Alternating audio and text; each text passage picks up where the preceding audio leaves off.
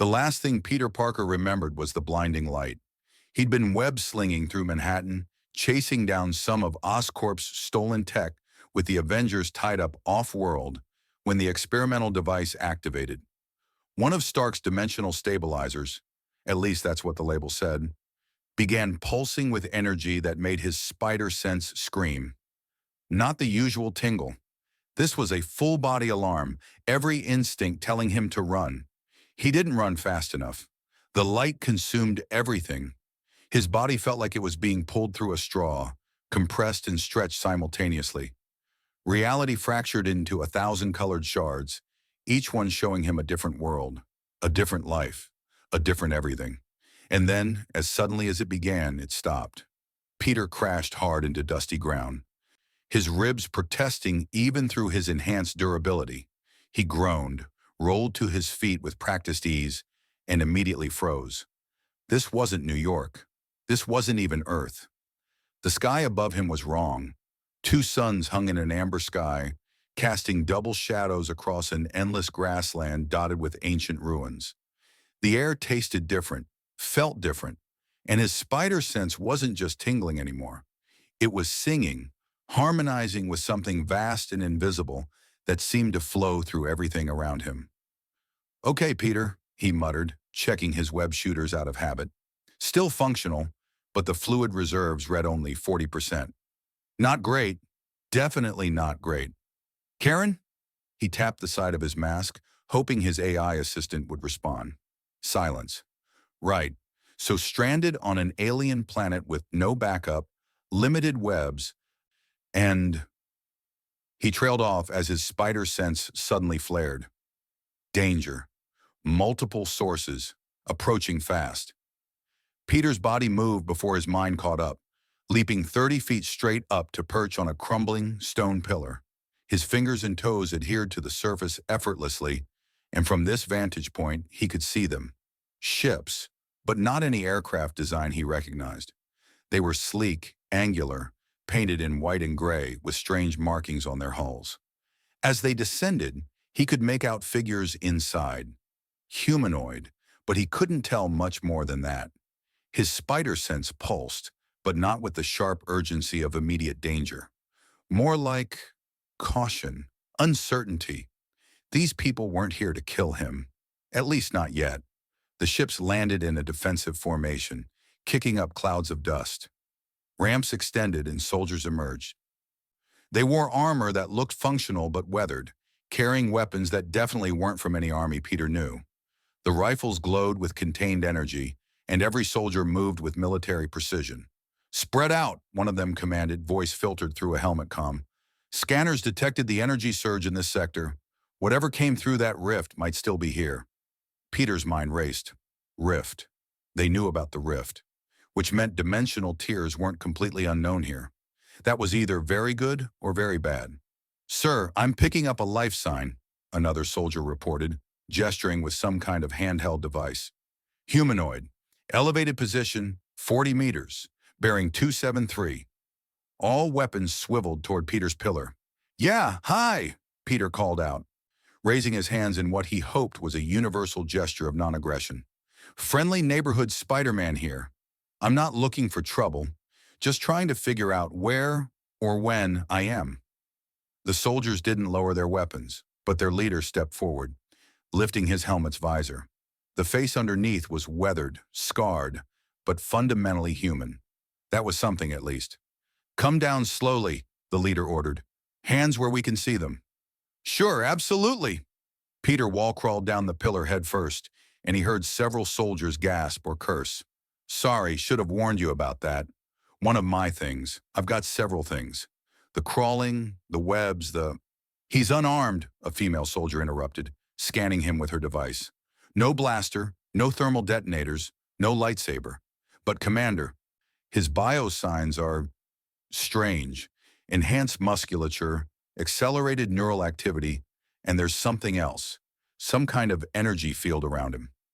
Peter felt it too. That singing sensation in his spider sense had grown stronger, more defined.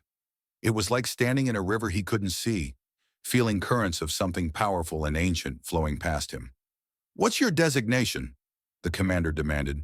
What faction do you serve? I'm Spider-Man. Just Spider-Man. And I don't serve any faction. I'm a hero. I help people. Peter's mask hid his grimace. That sounded ridiculous even to him. Look, I'm not from around here. Like, really not from around here. Different dimension kind of not from around here. I was in New York. There was this device, a bright light, and suddenly I'm on a planet with two suns and people pointing glowing guns at me. The soldiers exchanged glances. The commander lowered his weapon slightly. You're claiming to be from another dimension? I know how it sounds, but we believe you, the female soldier said quietly. She deactivated her scanner and stepped closer, studying Peter with sharp, analytical eyes. The energy signature matches theoretical models of dimensional convergence, and that rift that opened over this sector 15 minutes ago? That was real. We detected it from orbit. Captain Suresh, the commander warned. He's telling the truth, Commander Orlan. Or at least, he believes he is. Captain Suresh tilted her head. You said you help people? That's kind of my whole deal. Yeah. Then you've arrived in a galaxy that desperately needs help. She gestured to the ruins around them. This is Dantooine. Once this was a thriving world. Now it's a haven for those fleeing the Empire's tyranny. We're part of the Rebel Alliance, fighting to restore freedom to the galaxy. Peter's mind stumbled over the words. Empire. Rebellion. This wasn't just another planet. This was a whole political situation. Empire? Like an actual evil empire. The Galactic Empire, Commander Orlan confirmed grimly. Led by Emperor Palpatine, enforced by Darth Vader. They destroyed an entire planet 3 years ago just to demonstrate their power. They hunt down anyone with force sensitivity, crush dissent with overwhelming military might, and rule through fear. The weight of those words settled on Peter like a physical thing. An entire planet, destroyed. He'd fought supervillains, aliens, even gods. But genocide on that scale? And you're fighting them, Peter said slowly. A rebellion. We are, Captain Suresh confirmed, against impossible odds. We've won victories. The Death Star's destruction proved the Empire can bleed. But we're still vastly outnumbered and outgunned. Peter's spider sense pulsed again, but this time it wasn't warning him of danger. It was responding to something else, a rightness, a certainty. He'd been dropped into a war, thrust into a conflict between good and evil on a galactic scale, and Uncle Ben's words echoed in his mind. With great power comes great responsibility. Okay, Peter said, decision crystallizing. I don't know how I got here or how to get home, but while I'm stuck in your galaxy, I'm not going to stand by while people suffer. Tell me how I can help. Commander Orlan studied him for a long moment, then nodded. We'll take you to the base. General Dodonna and Princess Leia will want to hear your story. But Spider-Man? His expression hardened. This isn't like whatever you're used to. This is war. Real war. People die. Can you handle that? Peter thought about New York, about all the times he'd pulled people from burning buildings, stopped muggers, saved the city from threats that would have killed millions. He thought about the weight of responsibility that had shaped his entire life since the day Uncle Ben died. I've been handling that since I was 15, Peter said quietly. Let's go meet your leaders. As they boarded the transport, Peter felt that invisible current grow stronger. The singing in his spider sense evolved into something more, a connection to the very fabric of this reality. He didn't know it yet, but the Force had recognized something in him, something compatible, something powerful. And across the galaxy, in the depths of a star destroyer, Darth Vader suddenly stopped mid-stride. His hand rose unconsciously to his chest as he felt a disturbance in the Force, unlike any he'd experienced in decades. A new presence, raw, untrained, but blazing with potential. The hunt had begun. The rebel base on Dantooine was nothing like the Avengers' compound. Where Stark's facility gleamed with chrome and cutting-edge technology, this place was all utilitarian function carved into ancient stone. Makeshift barracks, repurposed equipment, soldiers who looked barely older than Peter himself, all working with the quiet desperation of people fighting a losing war. Peter followed Commander Orlan and Captain Suresh through narrow corridors, his spider sense drinking in every detail. The energy he'd felt outside was stronger here, concentrated around certain individuals. Some of them made his sense hum pleasantly. Others, very few, made it scream warnings. "Wait here," Orlin instructed, gesturing to a briefing room. Through the doorway, Peter could see a circular, holographic display showing star systems and fleet movements. A woman in white robes stood studying the display, her posture radiating authority despite her young age. Princess Leia Organa, though Peter didn't know that yet. "General Dodonna," Captain Suresh reported as an older man joined the princess. "We found the source of the dimensional rift." The general's eyes landed on Peter, sharp and calculating. "I see. And what exactly are you?" "Hoping for friendly dimensional refugee to be the answer," Peter quipped, though his usual humor felt thin. "Peter Parker, Spider-Man, accidentally fell through reality, landed on your planet, really hoping this isn't a shoot first, ask questions later kind of operation." "That depends entirely on your intentions," Leia said, stepping forward. Her gaze was intense, and Peter's spider sense hummed that pleasant note again. This woman was dangerous, but not to him. "You claim to be from another dimension?" "I know how it sounds." "We've encountered stranger things," Dodonna interrupted. "The Force works in mysterious ways. Dimensional anomalies, while rare, aren't impossible." He paused. "Captain Suresh mentioned you have unusual abilities." Peter glanced at Orlan, who nodded permission. "Okay, demonstration time." In one fluid motion, Peter jumped straight up and adhered to the ceiling, hanging upside down above the holographic display. "I can stick to any surface. I'm about 15 times stronger than a normal human. My reflexes are enhanced. I can dodge blaster fire. Probably. Haven't tested that yet, but I've dodged bullets. And I've got this early warning system." He tapped his head. "Spider sense. Tells me when danger's coming." "Precognition," Leia breathed. That's a Force ability." "Force? That word keeps coming up." Peter dropped from the ceiling, landing in a crouch. "What exactly is the Force?" The room fell silent. Dodonna and Leia exchanged weighted glances. "The Force," Dodonna began carefully, "is an energy field created by all living things. It surrounds us, penetrates us, binds the galaxy together. Some individuals can sense it, manipulate it. The Jedi were its guardians for thousands of generations until the Empire hunted them to near extinction. And you think I can sense this Force? Your spider sense, as you call it. It sounds remarkably similar to basic Force precognition," Leia explained. "But that shouldn't be possible.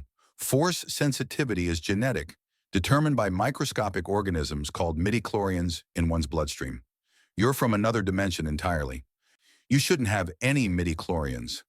Unless," Dodonna said thoughtfully, "the dimensional rift changed something. Energy to energy.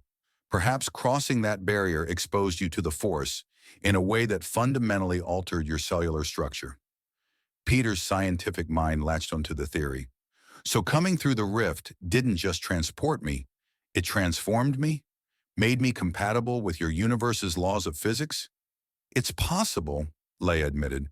"But Peter, if you truly are Force-sensitive now, that makes you extraordinarily valuable and extraordinarily vulnerable."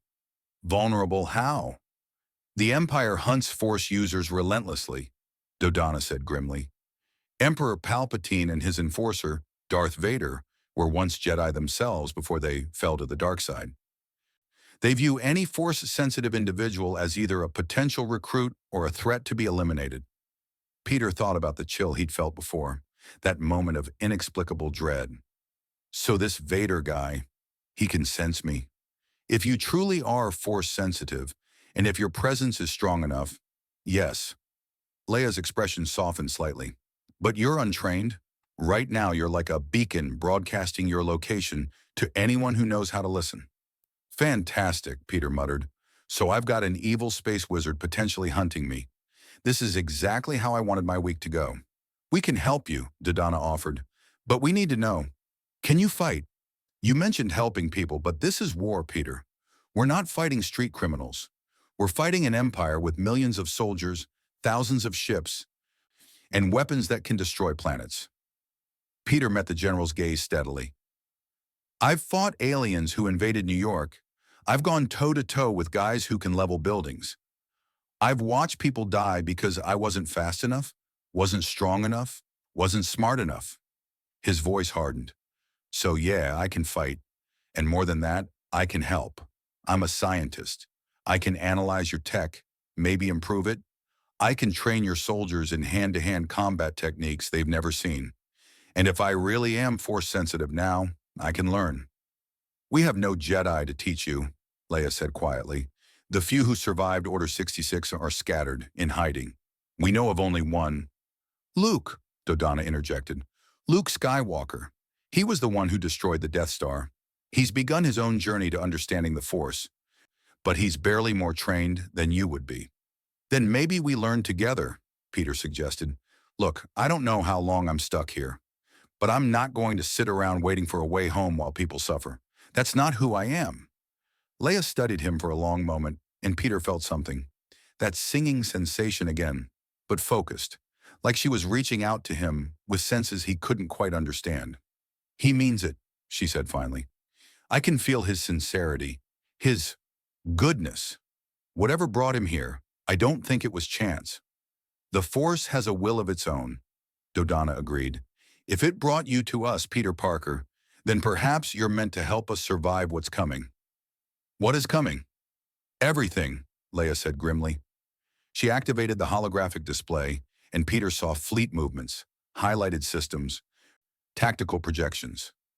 The Empire is consolidating power. Vader himself is leading the hunt for rebel cells. We've inflicted damage, but they're adapting, growing stronger. Without new advantages, new strategies, the rebellion might not survive another year. Peter looked at the display, his mind already working through the tactical problems. Back home, he'd fought alongside the Avengers, learned strategic thinking from Captain America himself. This was bigger, more complex, but the fundamentals were the same. Identify weaknesses, exploit advantages, protect the vulnerable. All right, he said. I'm in. Whatever you need. But I have one condition. And that is? Dodonna asked. I don't kill. Peter's voice was firm. I'll fight. I'll disable. I'll capture. But I don't cross that line. Ever. Orlin barked a harsh laugh. This is war, boy. You can't fight an empire with half measures. Watch me. Peter's spider sense flared, and he moved without thinking. His hand shot out, catching a small maintenance droid that had been falling from a damaged ceiling mount. He set it down gently, never breaking eye contact with the commander. I've been doing this a long time. I know my limits. Killing isn't one of them. That's admirable, Leia said, though her tone suggested she'd seen where such principles led. But the Empire won't show you the same mercy. They don't have to. I'm fast enough, strong enough, and apparently force-sensitive enough to make it work. Peter's resolve was absolute. Uncle Ben had died because of violence. He wouldn't honor that memory by becoming what he fought against. Dodonna sighed. Very well. We'll respect your principles, Peter. But understand, you're asking to fight a war while trying to save everyone. That's a burden few can carry. Then it's good I've got super strength, Peter shot back. Despite the gravity of the situation, Leia smiled slightly. You have spirit. We need that. The rebellion runs on hope, and you might be exactly the kind of hope we need. Just doing what I can, ma'am. Don't call me ma'am. Leia is fine. She extended her hand, and Peter shook it. Her grip was firm, warrior strong. Welcome to the Rebel Alliance, Spider-Man. Try not to get killed in your first week. No promises, but I'll do my best. As the meeting concluded and arrangements were made for Peter's quarters and equipment, he felt that current again, the Force, though he didn't yet understand its full implications. Something vast had shifted when he arrived in this galaxy. Threads of destiny were weaving in new patterns, and in the cold void of space, aboard the superstar destroyer Executor, Darth Vader stood before a viewport, his breathing the only sound in the meditation chamber. He could feel it now, clear and unmistakable, a presence in the Force, crude and untutored, but powerful, and beneath it, something else, something that tasted of foreign dimensions and impossible potential. Admiral, Vader's voice rumbled through the comm system. Set course for the Dantooine system. We have new prey to hunt. The trap was set. The spider had entered the web, but this spider could bite back. Peter spent his first night in the rebel base wide awake, staring at the stone ceiling of his quarters and trying to process everything. He was in another dimension, another galaxy, fighting an actual evil empire. And apparently he could use magic. Well, not magic, the Force, which seemed like magic with extra steps. His web shooters sat disassembled on the small desk, components spread out as he'd analyzed their condition. The trip through dimensions hadn't damaged them, thankfully, but his fluid reserves were critically low. Tomorrow he'd need to find their science division, see what materials might substitute for his Earth-based formula. Sleep wouldn't come. His spider sense hummed constantly now, that sensation of flowing energy never quite fading.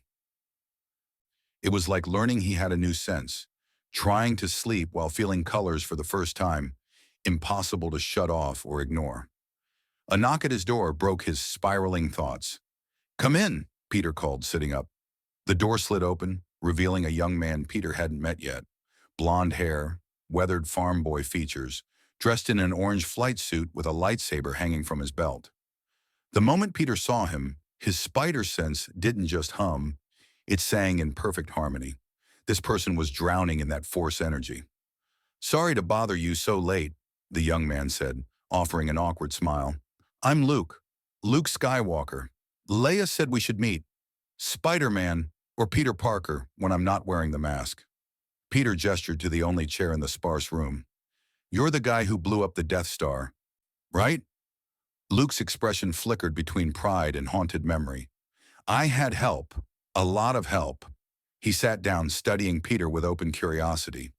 "You can feel it too, can't you? The Force. Is that what this is?" Peter pressed his hand to his chest. "It's like standing in a river I can't see. Currents everywhere, pushing and pulling. It's been driving me crazy all night. It takes time to learn how to quiet your mind, to listen without being overwhelmed." Luke leaned forward.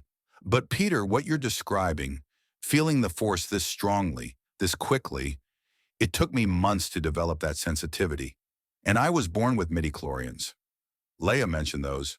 Microscopic organisms that allow Force sensitivity.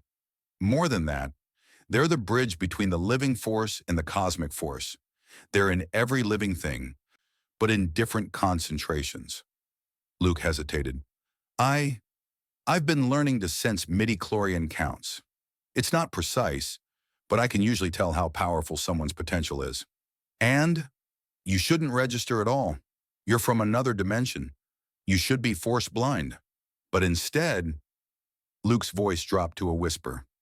"Your presence in the Force is like a supernova. Raw, untamed, but incredibly powerful. I've never felt anything like it." Peter's stomach tightened. "Is that bad?"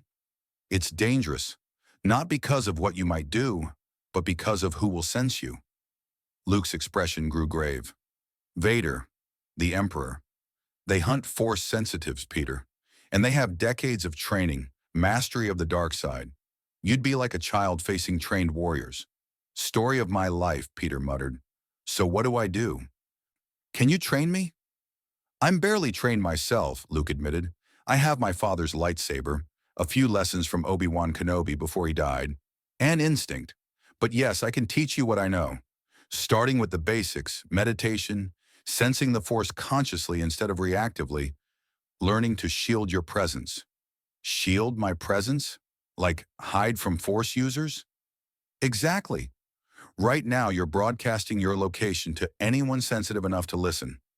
We need to teach you to mask that before—" Luke stopped mid-sentence, his face going pale. His hand dropped to his lightsaber, not drawing it, but ready. "He's here." "Who's here?" "Vader." Luke stood quickly. "He's in the system, I can feel him. That presence in the Force. Cold, like falling into deep space. He's not on the planet yet. But he's close." Alarms blared through the base, confirming Luke's Force warning. Peter grabbed his mask, pulling it on as Captain Suresh's voice crackled over the comm system. "All personnel to battle stations. Imperial Star Destroyer detected in orbit. Repeat, Star Destroyer in orbit. Begin evacuation protocols. They found us, Luke said grimly. We knew this base wasn't secure forever, but this fast? We've only been here 3 weeks. Peter's spider sense exploded with warning, and suddenly he understood. Me. They found you because of me, didn't they? I'm the beacon Luke was talking about. Don't, Luke said firmly. This isn't your fault. The Empire would have found us eventually. You didn't. I literally led them here within 24 hours. Peter moved to the door, his mind racing through tactical scenarios. How long until they deploy ground forces? Minutes, maybe less. Vader doesn't wait. Luke ignited his lightsaber, the blue blade humming to life. Can you fight? Watch me. They sprinted through corridors filled with organized chaos. Rebel soldiers were grabbing equipment, loading transports, preparing defensive positions. Peter's enhanced speed let him dart through the crowds, following Luke toward the command center. Leia was there, coordinating the evacuation with General Dodonna. Her eyes found Peter immediately. This is because of you, she said, not accusatory, but stating fact. Vader sensed you. I know, I'm sorry. I'll help however I can. Then help us buy time. Leia highlighted positions on a tactical display. We have 3 transports loaded with essential personnel and equipment. They need 15 minutes to launch safely. Can you give us that? Peter looked at the display, counting enemy positions. At least 2 full battalions of Imperial forces were preparing to deploy, with TIE fighters screening the area. On Earth, he'd faced worse odds. But on Earth, he'd had web fluid to spare and buildings to swing from. I'll need weapons, Peter said. Not blasters. I need materials. Industrial adhesive, compressed air, anything I can use to recreate my web formula. We don't have time, Dodonna began. Then I improvise. Peter turned to Luke. That force thing you do, can you teach me the Cliff Notes version? The absolutely need-to-know right now crash course? The force isn't something you can learn in... Luke, Peter grabbed his shoulder. My spider sense is already basically force precognition, right?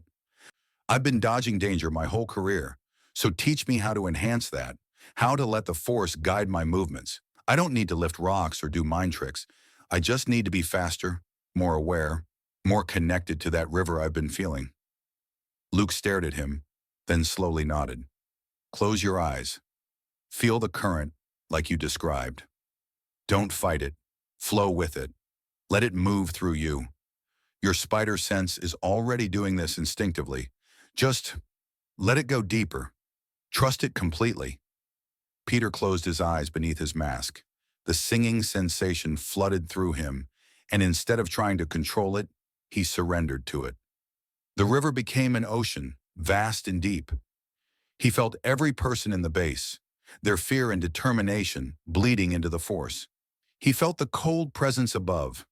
Vader, sharp and hungry and wrong in ways that made Peter's soul recoil. And he felt something else, threads connecting moments, possibilities branching into infinite futures. His spider sense had always shown him danger a split second before it happened. Now, guided by the Force, it showed him patterns, trajectories, opportunities. Peter's eyes snapped open. I see it, the tactical layout, where they'll land, how they'll advance. It's like a battlefield map drawn in instinct. That's impossible, Dodonna breathed. Battle meditation takes years to develop. I don't think normal rules apply to him, Leia interrupted. She met Peter's masked gaze. Can you hold them? Give me 10 minutes and whatever equipment you can spare. I'll give you 15. As Peter moved to prepare, Luke caught his arm. Peter, Vader isn't like anyone you've faced. He's not just strong or skilled. He's darkness incarnate. If you face him directly, then I won't face him directly, Peter said simply. I'm a friendly neighborhood Spider-Man, Luke. I don't punch above my weight class if I can help it, but I am really good at being annoying and hard to hit. The first transport launched as Peter positioned himself in the ruins outside the base. He'd managed to synthesize a crude web fluid substitute using rebel adhesives and compressed Tabana gas. It wouldn't be as strong or versatile as his normal formula, but it would work for basic webbing. His spider sense flared. They were coming. Drop pods slammed into the ground like meteors, disgorging platoons of pristine white stormtroopers.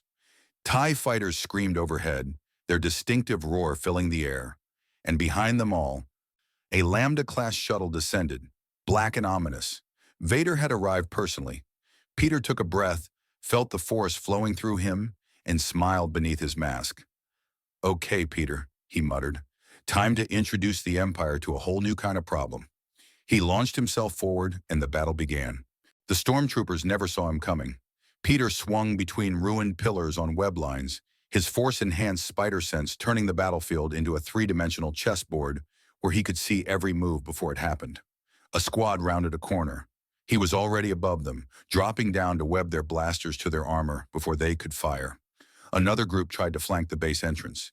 He yanked two of them together with web lines, bouncing them off each other like action figures. "Contact!" a stormtrooper yelled. "Unknown hostile. Moving too fast for target lock." "What is that thing?" another shouted as Peter wall-crawled across a vertical rock face, completely defying their expectations of how combat worked.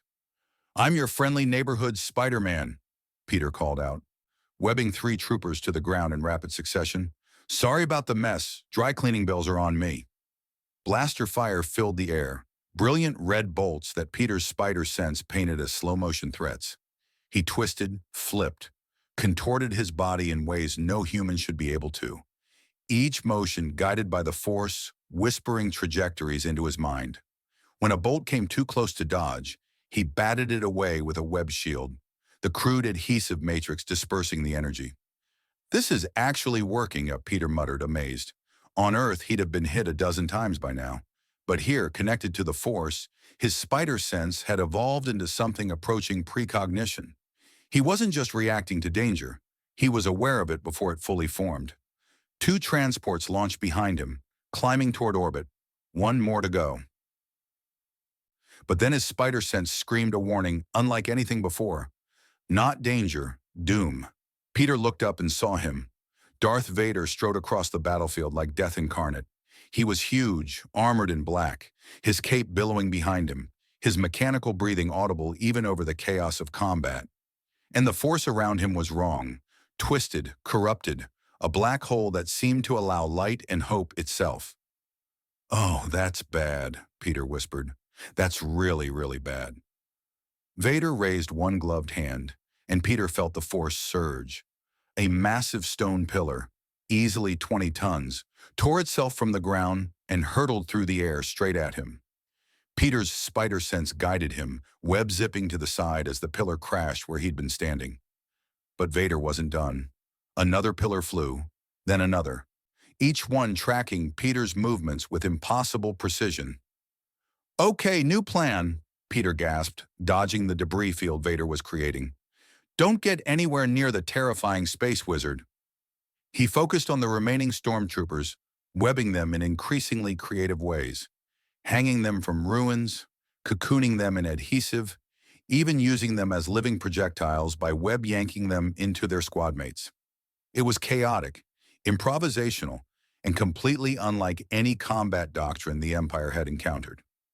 "Lord Vader," a stormtrooper commander reported over comm, "the hostile is using some form of adhesive projection weapon, non-lethal tactics. He's disabling our forces without killing them." Peter could feel Vader's attention sharpen, focusing on him like a predator identifying prey. "Interesting," Vader's voice rumbled, audible even at this distance. The Dark Lord began walking toward Peter, each step deliberate and terrifying. "Time to go! Time to go! Definitely time to go!" Peter chanted, web swinging away from Vader's advance. The third transport was launching now, engines roaring as it climbed toward the sky. Mission accomplished. But Peter's spider sense was still screaming.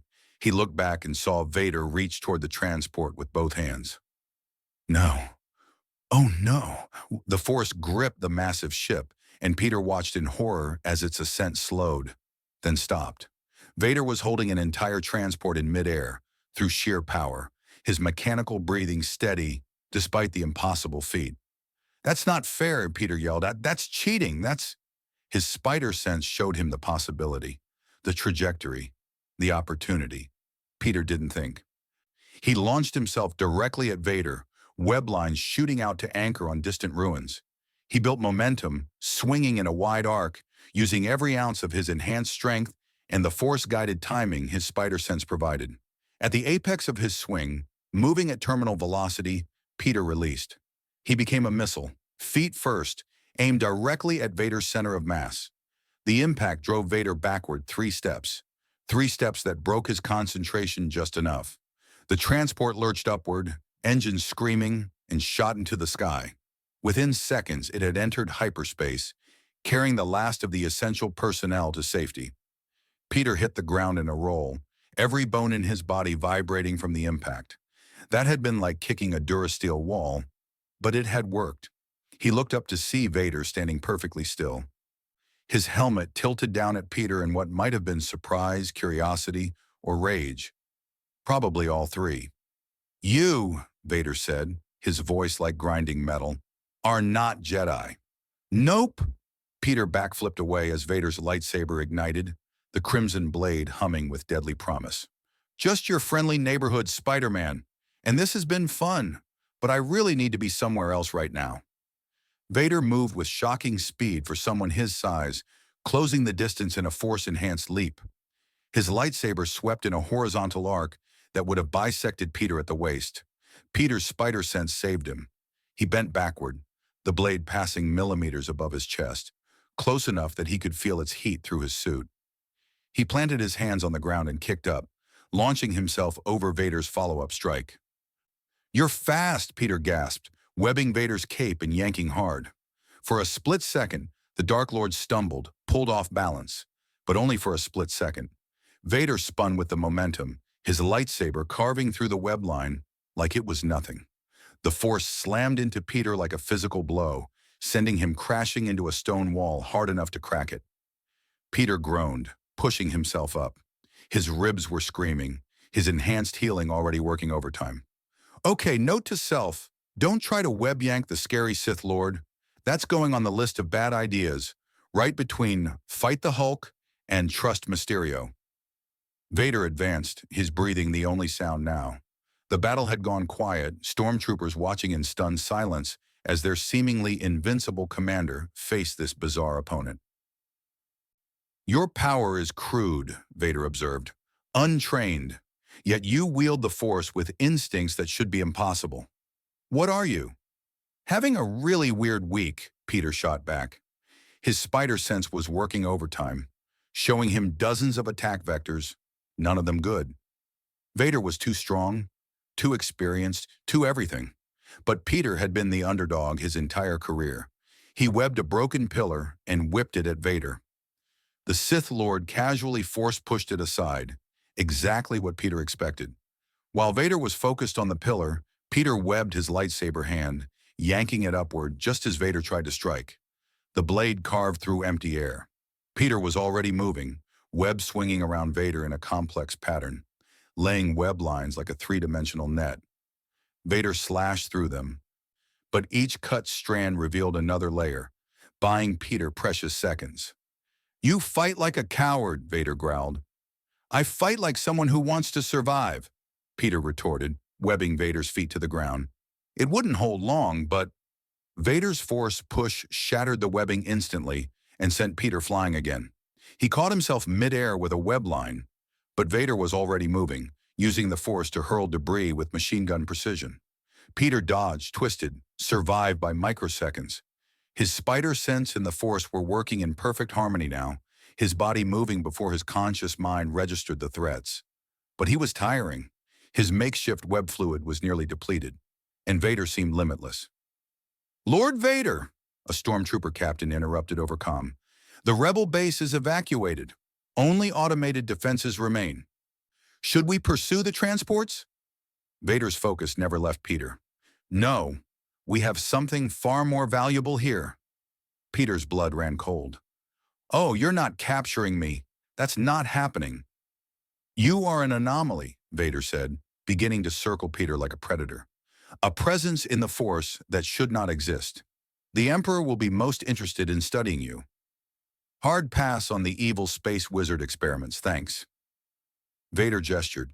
and the Force gripped Peter, lifting him off the ground. Peter struggled, but it was like being caught in invisible steel cables. Vader was too strong, his mastery of the Force too absolute. "Your resistance is futile," Vader intoned. "Wow, really? Evil overlord cliches? That's disappointing." Peter was desperately trying to think, his spider sense screaming warnings, but offering no solutions. He was caught. Done. He'd failed. And then Luke's voice echoed in his memory. "Don't fight the Force. Flow with it." Peter stopped struggling. Instead, he reached out with that new sense, feeling the currents of the Force holding him. Vader's power was overwhelming, but it had structure, pattern, and patterns could be exploited. Peter found the weak point, a microsecond fluctuation where Vader's concentration shifted from holding to examining. That tiny gap. He poured everything into one explosive push, not fighting Vader's grip but redirecting it. The Force turned against itself for a split second, and Peter broke free. He hit the ground running, web swinging away as fast as his depleted reserves would allow. Behind him, he felt Vader's anger spike in the Force, felt the Dark Lord preparing another attack. But then another presence blazed in Peter's awareness. Luke emerging from the base entrance, his lightsaber ignited, his presence in the Force burning with determination. "Peter, run!" Luke shouted. "I'll hold him!" "Luke, no!" Peter tried to turn back, but his spider sense screamed. More TIE fighters were incoming. Orbital bombardment was being prepared. He had seconds to escape or die. Luke met Vader's charge, blue lightsaber clashing against red in a shower of sparks. The duel was brief, brutal. Vader's superior skill was immediately apparent. Luke was driven back in seconds, struggling to defend against the onslaught. But it gave Peter the opening he needed. He swung toward a hidden rebel speeder bike, one of the emergency evacuation vehicles. His hands fumbled with the controls, different from any Earth vehicle. But his spider sense guided him through the startup sequence. Come on," Peter muttered, the engine roaring to life. He looked back to see Luke on the defensive, Vader pressing the attack with mechanical precision. And in that moment, Peter made a choice. He couldn't leave Luke to die. He wouldn't. Peter aimed the speeder directly at Vader and gunned the throttle. The Force screamed a warning to the Sith Lord. Vader spun, raising his hand to stop the speeder with telekinesis. And Peter jumped, using the speeder as a missile, while web-zipping away from the explosion. The speeder detonated against Vader's Force barrier in a ball of flame. It didn't hurt the Dark Lord, but it broke his concentration. Luke seized the opportunity, force-pushing Vader backward and sprinting toward Peter. "Get on," Peter yelled, webbing a chunk of debris and pulling himself toward another speeder. Luke ran, leaping with Force-enhanced speed. Peter caught his arm and yanked him onto the vehicle. They shot away from the ruins at maximum speed, TIE fighters screaming in pursuit. Peter's spider sense was painting attack vectors everywhere, but between his guidance and Luke's Force abilities, they wove through the incoming fire. "That was insane," Luke shouted over the wind. "You attacked Vader directly." "I've done stupider," Peter yelled back. "We need to reach your ship. Where'd you park?" "Landing pad Beta, 2 kilometers north." Peter adjusted course, the speeder groaning under the strain. Behind them, he could feel Vader's presence receding. The Sith Lord wasn't pursuing directly. He didn't need to. The Empire had Star Destroyers in orbit, unlimited resources, and now they knew exactly what Peter could do. "We need to get off this planet," Luke said urgently. "Vader will lock down the system. If we don't leave now, we never will." They reached the landing pad where Luke's X-Wing fighter sat waiting. It was a single-seat craft, barely large enough for Luke, let alone a passenger.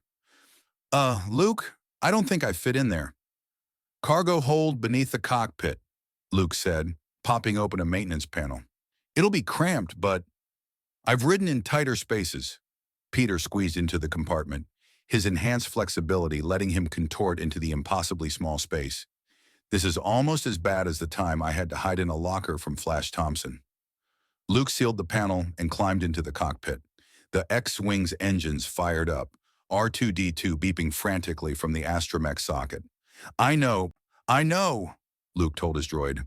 "We're overloaded. The Empire's scrambling fighters, and we're probably going to die. Thanks for the encouragement. The X-Wing launched, screaming toward orbit.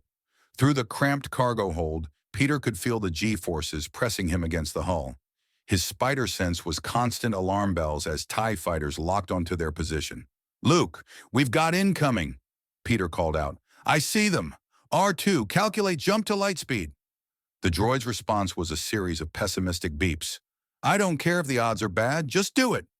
Peter felt the force flowing through the ship as Luke reached out, guiding their trajectory through the impossible maze of enemy fire. A TIE fighter exploded off their port side, taken out by a lucky shot from a rebel escort. Another screamed past their cockpit, missing by meters. And then the stars stretched, reality warped, and they jumped to hyperspace. In the sudden silence, Peter released a breath he hadn't realized he'd been holding. They'd survived. Barely, but they'd survived. "Peter?" Luke's voice filtered through the cargo hold's comm. "You okay down there?" "Define okay," Peter groaned. "I just fought Darth Vader, got force choked, blew up a speeder bike, and squeezed into a compartment smaller than my closet. So yeah, I'm peachy." "Welcome to the rebellion," Luke said. And despite everything, Peter could hear the smile in his voice. "It doesn't get easier." "Story of my life," Peter muttered. But as the X-Wing hurtled through hyperspace toward whatever came next, he felt something unexpected. Hope. He'd survived his first real battle in this galaxy. He'd held his own against impossible odds. And somewhere in that chaos, he'd started to understand what it meant to be connected to the Force. But in the ruins of the Dantooine base, Darth Vader stood amid the wreckage, his breathing steady and contemplative. He had let them escape. The pursuit would have been trivial, the capture assured. But the Emperor would want to know about this anomaly. This spider who wielded the Force with instincts that defied understanding, who fought without killing, who radiated a moral certainty Vader hadn't sensed in decades. "Prepare my shuttle," Vader commanded. "We return to Coruscant. The Emperor must hear of this Spider-Man." And across the galaxy, in his throne room on Imperial Center, Emperor Palpatine felt the disturbance in the Force and smiled his terrible smile. A new player had entered the game, and the dark side was hungry. The rebel fleet regrouped near the planet Ord Mantell, a grim backwater world where the Alliance maintained a hidden supply depot. Peter emerged from the X-Wing's cargo hold like a contortionist unfurling from a box, his joints popping in protest. "Never again," he groaned, stretching his enhanced muscles. "Next time, I'm riding on the wing." "That would be a short trip," Luke said, helping him down. Around them, the hangar bay buzzed with activity. Rebel pilots were refueling ships. Mechanics were making emergency repairs. And everywhere Peter looked, he saw faces marked by exhaustion and determination. Princess Leia was waiting for them, flanked by Han Solo, a smuggler Peter had heard about but not yet met, and Chewbacca, the towering Wookiee whose presence made Peter's spider sense hum with curiosity. Not danger, just difference. "You held him off," Leia said without preamble. "You actually fought Vader and survived." "Survived is doing a lot of heavy lifting in that sentence," Peter replied. "Mostly I got thrown around like a rag doll. But yeah, I bought you time." 15 minutes, Leia confirmed. "Every transport made it out. 0 casualties. Because of you." Han Solo whistled low. "Kid went toe-to-toe with Vader on his first day? Either you're incredibly brave or incredibly stupid." "The two aren't mutually exclusive," Peter quipped. "Nice to meet you too, Captain Solo." "Just Han." The smuggler's eyes were assessing, calculating. "So you're the dimensional refugee everyone's talking about. Gotta say the mask is a nice touch. Very mysterious." "It's more about protecting my identity. Back home, I have a life outside the costume. People I care about who'd be in danger if anyone knew who I really was." Chewbacca growled something that Peter's spider sense somehow translated into understanding, a query about his species, his capabilities, his intentions. "I'm human, mostly. Got bit by a radioactive spider, got powers, decided to be a hero." Peter shrugged. "Pretty standard origin story, all things considered." The Wookiee's response was longer, more complex. Peter found himself understanding the emotional content, if not the exact words, a mixture of skepticism and respect. Chewie says you fight well for someone so young, Han translated. Also that your adhesive weapon smells weird. Yeah, the web fluid substitute isn't great. I need to synthesize a better formula. Peter turned to Leia. Speaking of which, I need access to your science division. My equipment won't last much longer, and if I'm going to be useful, I need to rebuild my tech. We'll arrange it, Leia promised. But first, debriefing. We need to know everything about your encounter with Vader, his tactics, his abilities, any weaknesses you observed. They moved to a briefing room where General Dodonna and other rebel commanders were assembled. Peter recounted the battle, describing Vader's powers in detail. The telekinesis, the lightsaber skill, the overwhelming presence in the Force. He's the most dangerous thing I've ever faced, Peter admitted. And I've fought gods, literally, the Asgardian kind. Asgardian, Dodonna interrupted. Sorry, different universe. Point is, Vader's on another level. If I hadn't had Luke's crash course in the Force, I'd be dead or captured. But you did survive, a rebel intelligence officer noted, and that's unprecedented. Most Force users who face Vader die within minutes. The few who survive don't engage him directly. But you not only engaged, you forced him to take you seriously. Because he couldn't predict me, Peter realized. His experience, his training, it's all based on Jedi combat forms. But I don't fight like a Jedi. I fight like a street kid from Queens who learned by getting punched in the face a lot. Luke leaned forward. Your spider sense, combined with your Force sensitivity, it's giving you something none of us have. You're not seeing the Force the way Jedi or Sith do. You're feeling it instinctively, processing it through your enhanced reflexes. It's making you unpredictable. That's one advantage, Leia said thoughtfully. But Vader will adapt. The Empire will study you, develop countermeasures. We need to stay ahead of that curve. Which means training, Luke added. Real training, not just crash courses. Peter, if you're going to survive the next time you face Vader, and there will be a next time, you need to learn to control your connection to the Force. I'm willing to learn, Peter said, but I have conditions. The room went quiet.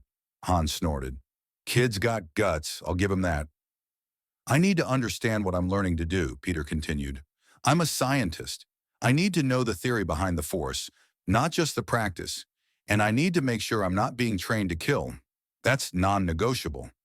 The Jedi way isn't about killing, Luke assured him. It's about defense, protection, knowledge. But Peter, in war, sometimes you don't have a choice. Sometimes it's kill or watch innocents die. Then I'll find a third option, Peter said firmly. I always do. Before anyone could respond, alarms blared. A communications officer burst into the room, his face pale.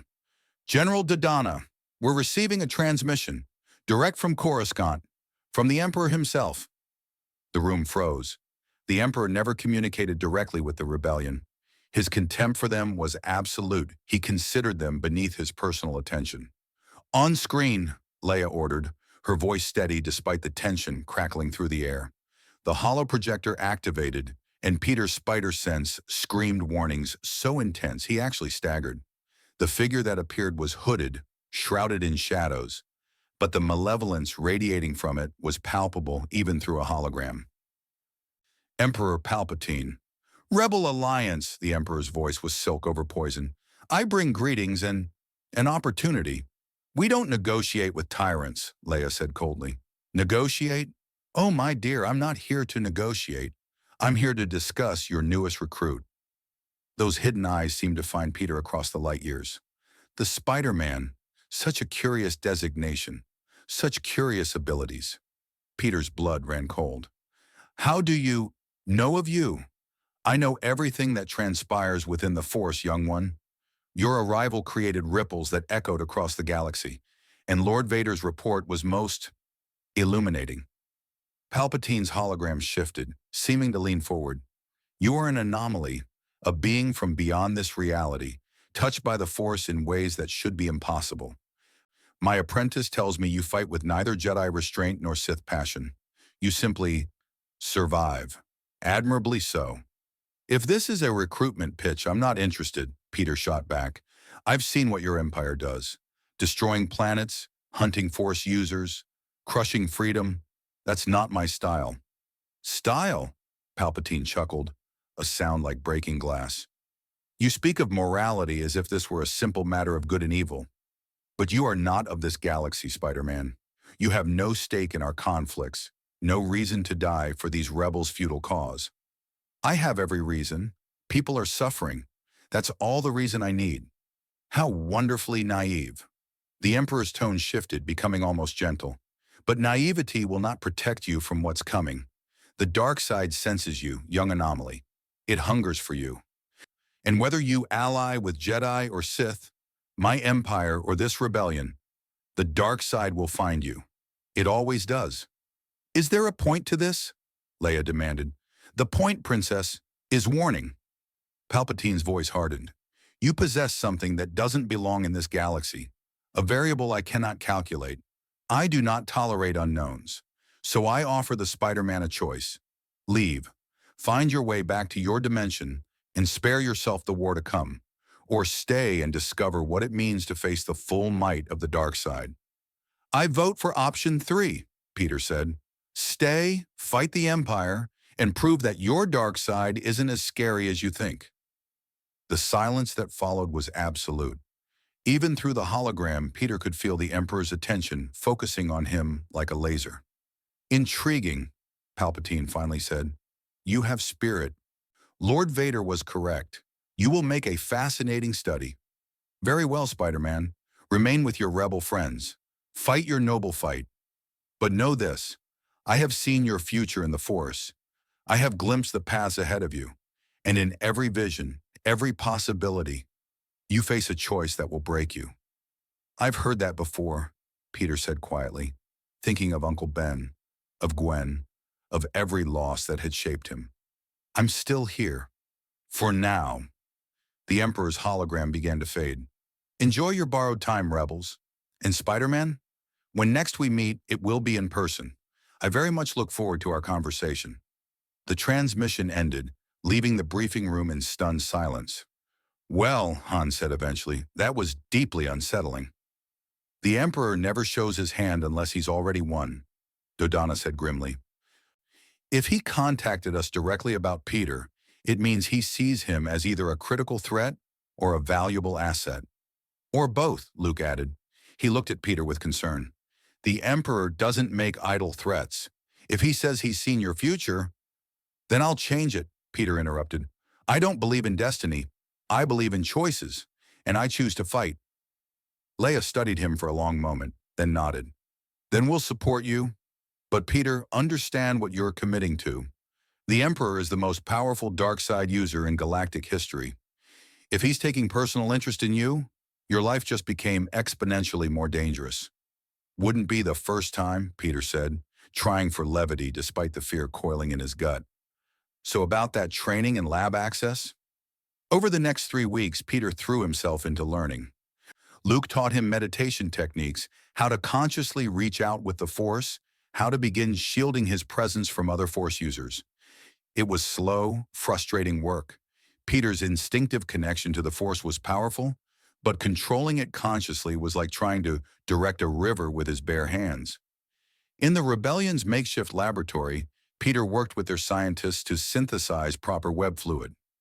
The galaxy's materials were different, but the principles of chemistry were universal. He developed a formula using polymers derived from the planet Felucia's native vegetation, combined with compressed Tibanna gas for propulsion.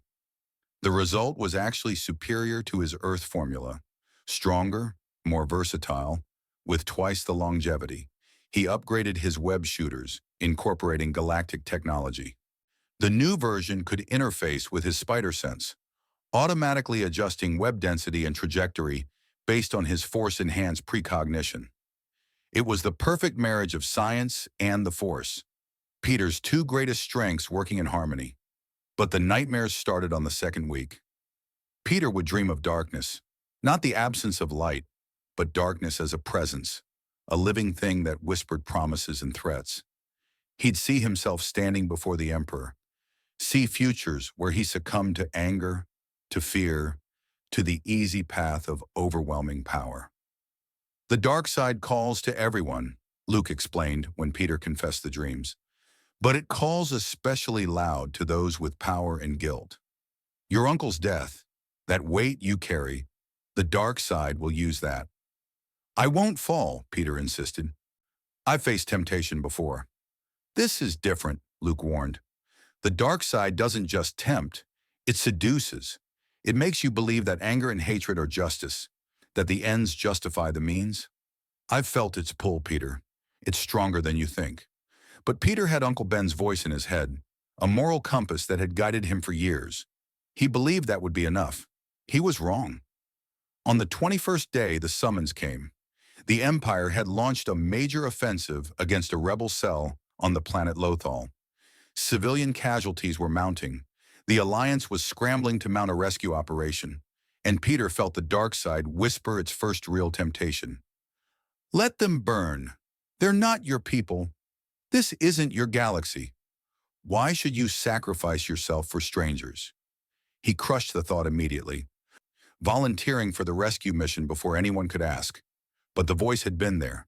For just a moment, he'd felt the dark side's terrible logic. And somewhere in his throne room on Coruscant, Emperor Palpatine smiled, feeling the first crack form in Spider-Man's moral foundation. The game was beginning. That's an order, Captain, Peter snapped, surprised by the authority in his own voice. Get your people to safety. I'll catch up. The planet Lothal was burning. Peter watched through the transport's viewport as they descended, seeing the fires dotting the landscape where Imperial walkers had shelled civilian centers. His enhanced vision picked out details that made his stomach turn. Collapsed buildings, fleeing refugees, stormtroopers herding people like cattle. The Empire's cracking down hard, Captain Seresh reported from the pilot's seat. They're claiming this is retaliation for rebel activity, but really they're just making an example. Show the Outer Rim what happens when you support the Alliance. That's terrorism, Peter said quietly. State-sponsored terrorism. Welcome to the Empire, Han Solo muttered from the co-pilot's chair. He'd insisted on coming along, claiming someone needed to keep the kid from getting killed. This is what they do. Fear keeps systems in line better than Star Destroyers. Peter's web shooters were fully loaded with his new formula. His suit had been repaired where Vader's attacks had damaged it, and his connection to the Force hummed just beneath his consciousness, ready to amplify his spider sense into something approaching precognition. Our mission is simple, Leia's voice crackled over the comm from the command ship in orbit. There's a rebel safe house in Capital City holding 30 civilians marked for arrest.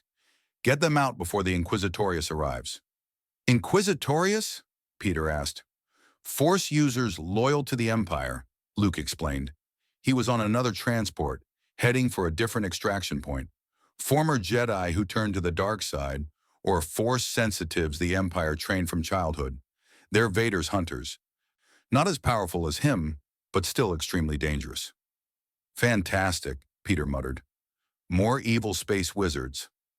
The transport touched down in an abandoned warehouse district. Peter, Han, Chewie, and a squad of rebel soldiers disembarked quickly, moving through the ruins toward the safe house coordinates. Peter's spider sense was on constant alert, the Force showing him patrol patterns and danger zones. He guided the team through back alleys and over rooftops, his wall-crawling ability making him the perfect scout. Clear left, he whispered into his comm. 2 stormtrooper patrols, but they're moving away. We've got a 90-second window. Kid's good, Han admitted grudgingly as they slipped past Imperial checkpoints. Almost makes me believe that Force stuff is real. Chewbacca growled something that Peter's Force-enhanced instincts translated roughly as, "The Force is real, you stubborn fool." Yeah, Han shot back. I'll believe it when I see it. They reached the safe house, a nondescript building with reinforced doors and hidden basement levels. Peter's spider sense immediately flared a warning. Something was wrong.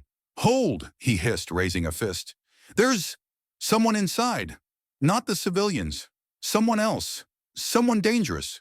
How dangerous? Captain Seresh asked. Vader dangerous. The words had barely left his mouth when the safe house's door exploded outward. A figure emerged, clad in dark armor, carrying a spinning double-bladed lightsaber that hummed with crimson menace. The Inquisitor was humanoid but not human. Gray skin, yellow eyes, facial markings that suggested Pauan heritage. But the most striking thing was the presence in the Force, cold, hungry, twisted with dark side corruption. "Spider-Man," the Inquisitor said, voice cultured and mocking. "The Grand Inquisitor sends his regards, and his instructions, capture you alive. Kill everyone else." "Yeah, not happening," Peter shot back. "New plan. Everyone back to the transport now."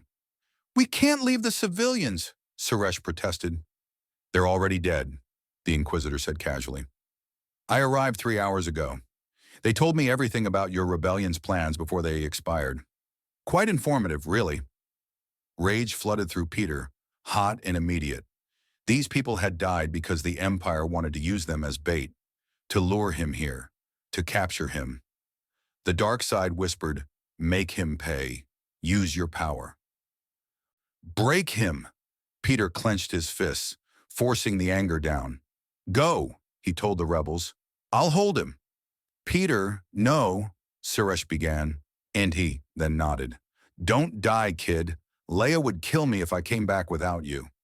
The rebels retreated, Chewbacca covering their escape with his bowcaster.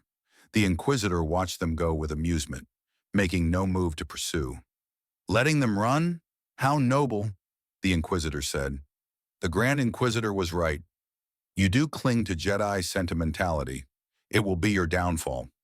"I'm not a Jedi," Peter said, settling into a fighting stance. His spider sense was painting the Inquisitor's attack vectors, showing him the patterns in the Force. "I'm just a kid from Queens who really hates bullies." "Queens? Is that a planet? No matter." The Inquisitor activated his lightsaber's spinning mechanism, the blade becoming a deadly disc. "Let's see if you fight as well as Lord Vader reported." The Inquisitor attacked with blinding speed, the spinning lightsaber creating an almost impenetrable barrier of plasma. Peter's spider sense screamed, guiding his movements as he dodged, flipped, twisted. Where Vader had been overwhelming power, the Inquisitor was surgical precision. Every attack designed to hurt Peter, limit his options, drive him into mistakes. Peter webbed the ground, yanking himself sideways as the lightsaber carved through where he'd been standing. He shot web lines at the Inquisitor, but the spinning blade cut through them effortlessly. "Your adhesive weapon is useless against a lightsaber," the Inquisitor taunted. "And without it, what are you? A child with enhanced reflexes?" "I'm really tired of people underestimating me," Peter growled. He webbed a chunk of debris and whipped it at the Inquisitor, not to hit him, but to force a defensive reaction. While the Inquisitor destroyed the projectile, Peter used the distraction to close distance. His enhanced strength drove his fist into the Inquisitor's midsection. The impact would have shattered a normal human's ribs. The Inquisitor merely stumbled back, laughing. "Better, you have fire. Lord Vader will be pleased to dissect you." They traded blows at superhuman speed. Peter's spider sense let him dodge the lightsaber by millimeters, while his strength allowed him to match the Inquisitor's force-enhanced attacks. But he was fighting defensively, reactively. The Inquisitor controlled the pace.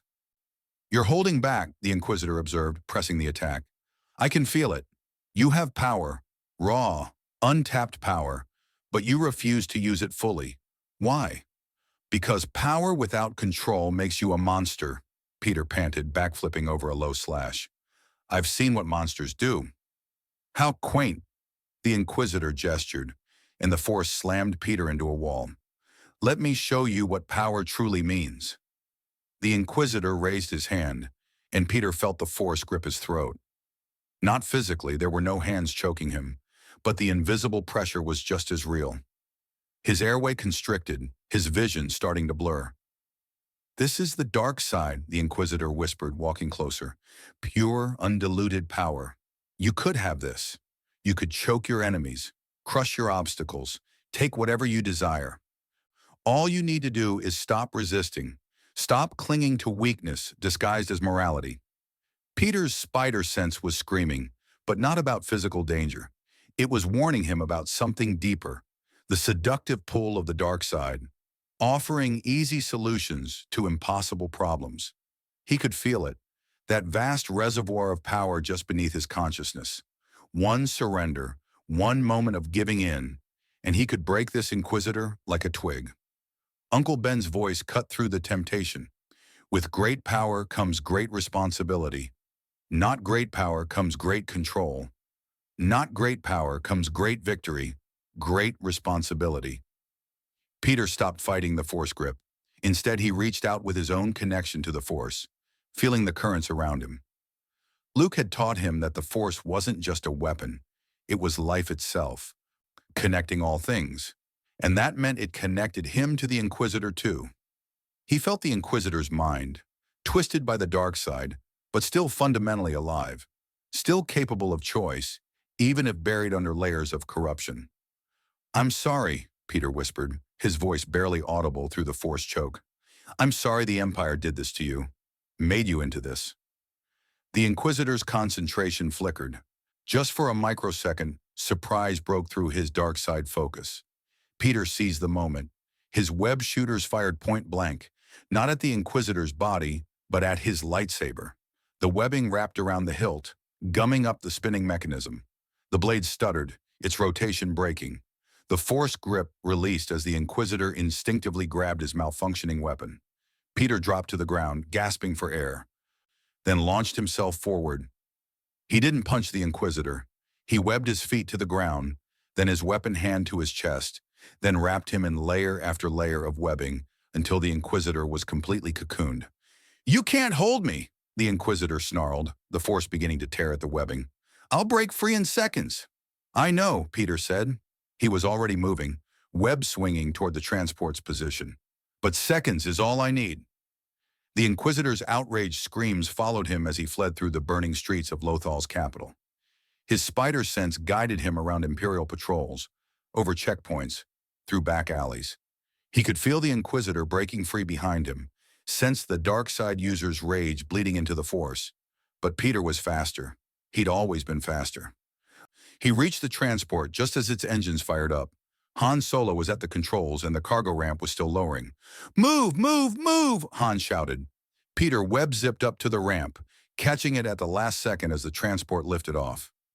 Below, the Inquisitor emerged from the safe house, his lightsaber reignited, his face a mask of fury. Their eyes met across the distance, and Peter felt the Inquisitor's final threat carried on the Force. "We will meet again, Spider-Man, and next time, I will not underestimate you." The transport accelerated, blasting up through Lothal's atmosphere. Peter collapsed against the cargo bay wall, his entire body shaking with adrenaline crash. "You okay, kid?" Han asked, leaving the cockpit on autopilot. "I fought an Inquisitor," Peter said numbly. "I actually fought an Inquisitor and survived." "More than survived. You beat him, made him look like a fool." Han offered a hand, pulling Peter to his feet. "Not bad for someone who's only been in this galaxy a few weeks." "I didn't beat him. I just delayed him." Peter looked out the viewport at the receding planet. "Those people, the civilians in the safe house, they died because the Empire wanted to trap me." "They died because the Empire is evil," Han corrected. "That's not on you." "Isn't it? I'm the variable, the anomaly everyone keeps talking about. My presence is causing ripples." Maybe the Emperor was right. Maybe I should find a way home before I make things worse. "Listen to me, kid." Han's voice was uncharacteristically serious. "I've been running from the Empire my whole life, seen them destroy worlds, enslave species, murder anyone who stands up to them. You want to know what makes you different? You actually give a damn. You fight without killing. You risk yourself for strangers. That's not making things worse. That's giving people hope." "Hope doesn't bring back the dead." "No," Han agreed, "but it keeps the living fighting, and sometimes that's enough." Chewbacca growled his agreement, placing a massive paw on Peter's shoulder. The gesture was surprisingly gentle. "Besides," Han continued, "you're stuck here until we figure out how to send you home. Might as well make yourself useful. And driving the Empire crazy seems like a pretty good use of your time." Peter managed a weak smile. "When you put it that way..." The return to the fleet was subdued. The mission had been a failure. No civilians rescued, an Inquisitor alerted to Peter's capabilities. And now the Empire would be adapting their tactics. But Peter had survived another encounter with a dark side user, and that experience was valuable. Luke was waiting in the hangar bay when they docked. He took one look at Peter and immediately pulled him aside. "You felt it," Luke said quietly. "The dark side's pull." Peter didn't bother denying it. "Yeah, the Inquisitor. He offered me power, real power. And for a second, I wanted it. I wanted to crush him, to make him pay for what the Empire did to those civilians." "That's how it starts," Luke said gravely. "Righteous anger, justified revenge. The dark side takes your best impulses and twists them into something monstrous. But I didn't give in. This time. But Peter, every battle, every encounter with dark side users, it'll get harder. The temptation will grow stronger. You need to build your mental defenses, learn to recognize when the dark side is influencing your thoughts." "How do I do that?" "By understanding what you're fighting for. Not against the Empire. For something. Family, friends, principles. The light side of the Force isn't about power. It's about connection, love, sacrifice." Luke's expression softened. "Tell me about your Uncle Ben." So Peter did. He talked about the man who'd raised him after his parents died, who taught him right from wrong, who died because Peter had been selfish and careless. He talked about the guilt that had driven him to become Spider-Man, the responsibility he'd carried for years. "That's your anchor," Luke said when Peter finished. "When the dark side offers you easy power, remember your uncle. Remember that he taught you to use your power responsibly, not ruthlessly. What if that's not enough? What if I'm not strong enough to resist?" "Then you have us," Luke said simply. "The rebellion isn't just an army, Peter. It's a family, and families help each other stay in the light." That night, Peter meditated in his quarters, following the techniques Luke had taught him. He reached out with the Force, feeling the lives around him, the rebel soldiers, the pilots, the mechanics. Each one a bright point in the darkness, connected by threads of hope and determination. And for the first time since arriving in this galaxy, Peter felt truly centered. The dark side's whispers faded to background noise. He understood now that the Force wasn't just power to be wielded. It was life itself, and his connection to it meant he was part of something larger than himself. But his moment of peace was shattered when alarms blared through the ship. "All hands, battle stations." Leia's voice echoed over the comm. "Imperial fleet detected. Multiple Star Destroyers. They found us." Peter was moving before conscious thought, pulling on his mask, checking his web shooters. His spider sense was screaming warnings, painting images of destruction in his mind. He reached the bridge to find chaos.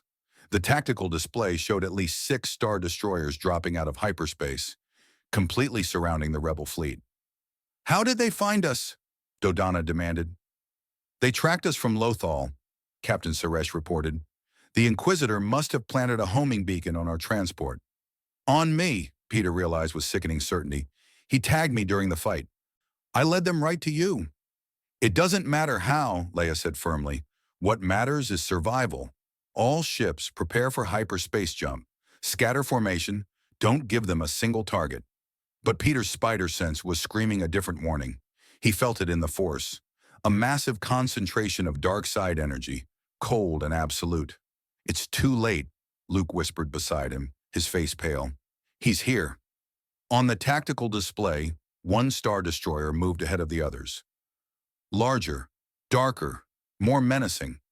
The Executor, Vader's flagship, and standing on its bridge, staring across the void with senses beyond sight, Darth Vader felt his prey attempting to flee. "Open fire," Vader commanded.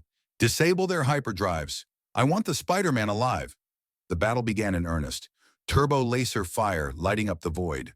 Rebel ships scattered, trying to break through the Imperial blockade, but the trap had been perfectly laid. Peter watched the carnage unfold, felt each rebel life winking out in the Force, and knew with absolute certainty this was his fault. And the dark side whispered again, "If you had just killed the Inquisitor when you had the chance, none of this would be happening. Your mercy created this disaster." For the first time, Peter didn't have an answer to that terrible logic. The rebel fleet was dying.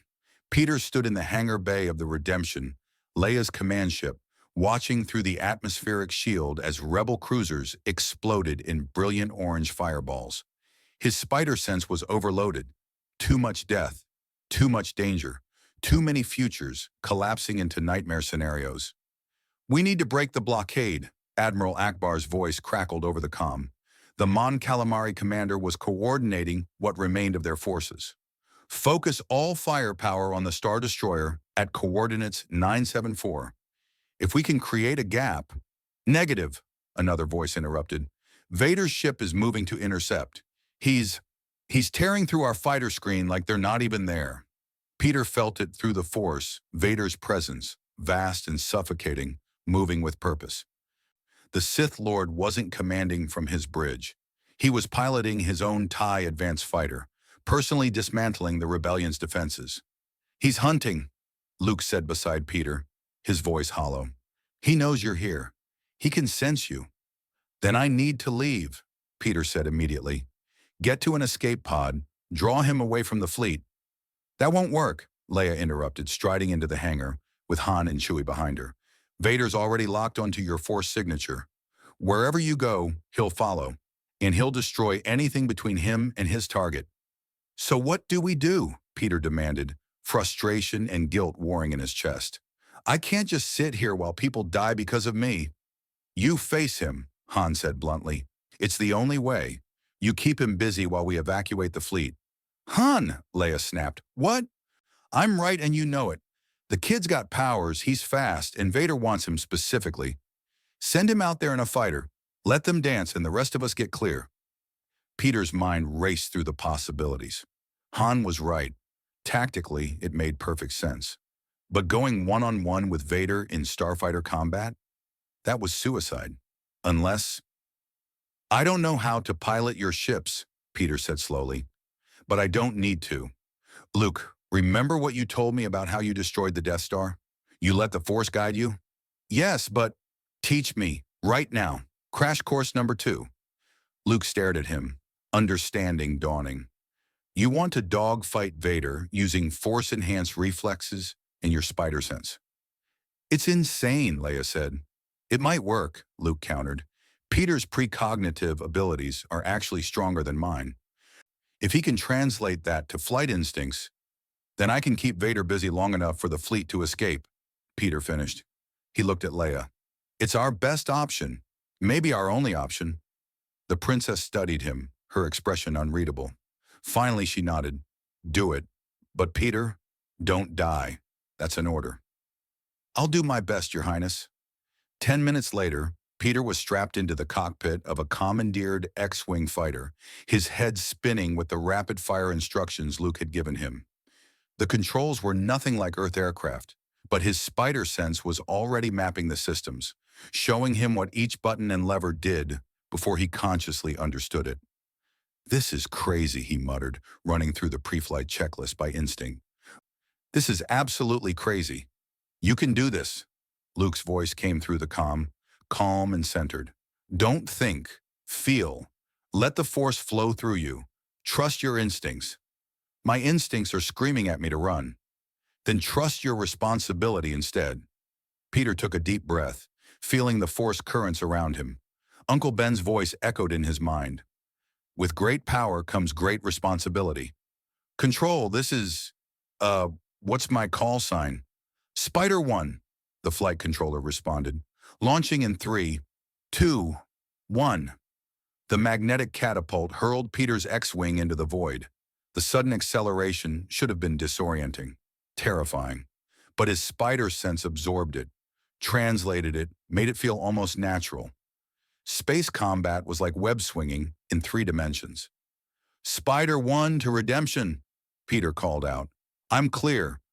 Broadcasting my position on all Imperial frequencies. Hey Vader, it's me, the guy you're looking for. Come and get me." For a moment nothing happened.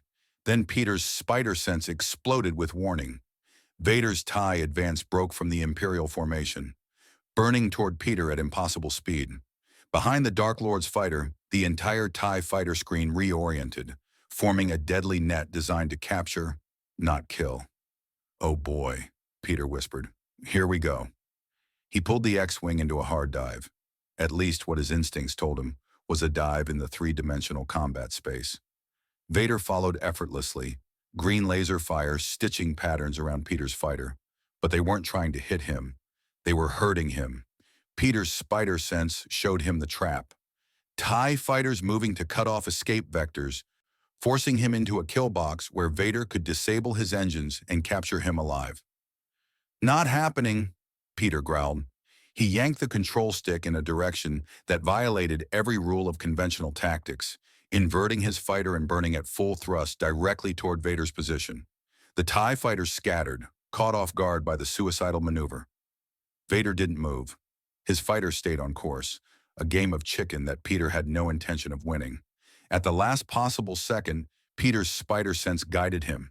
He rolled the X-Wing, passing within meters of Vader's cockpit, close enough to feel the Dark Lord's presence in the Force.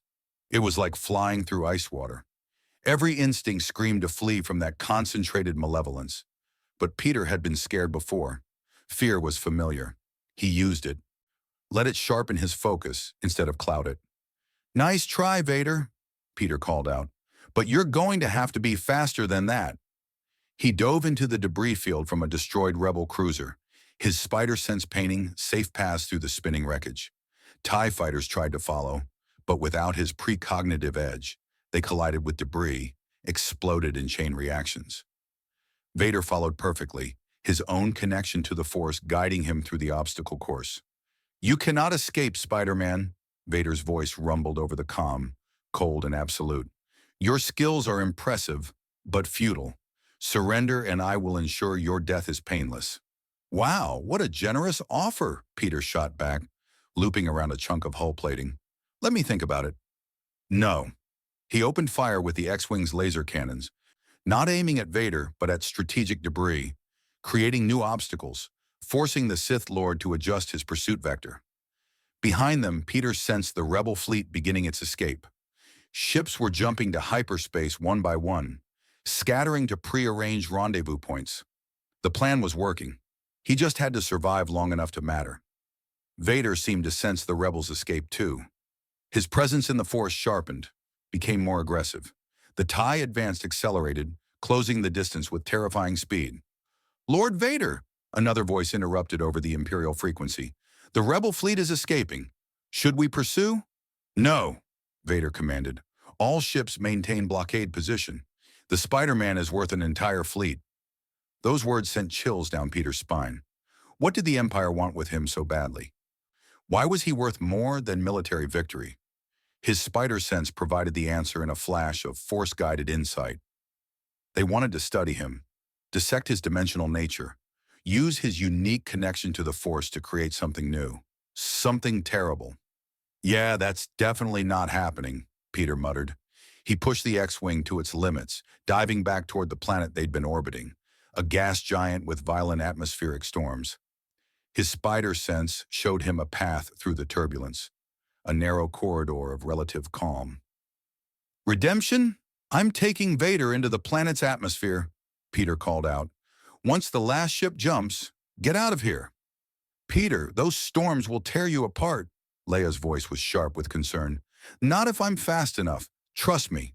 He plunged into the gas giant's upper atmosphere, and immediately everything went insane. The X-Wing bucked and shook, pressure warning alarms screaming.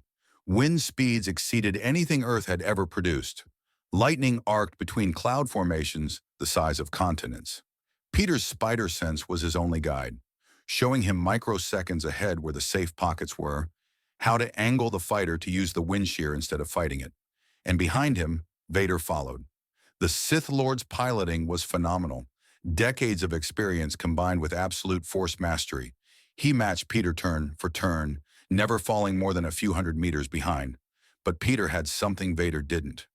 Spider sense evolved by Force sensitivity into pure precognition. He didn't just react to the storms.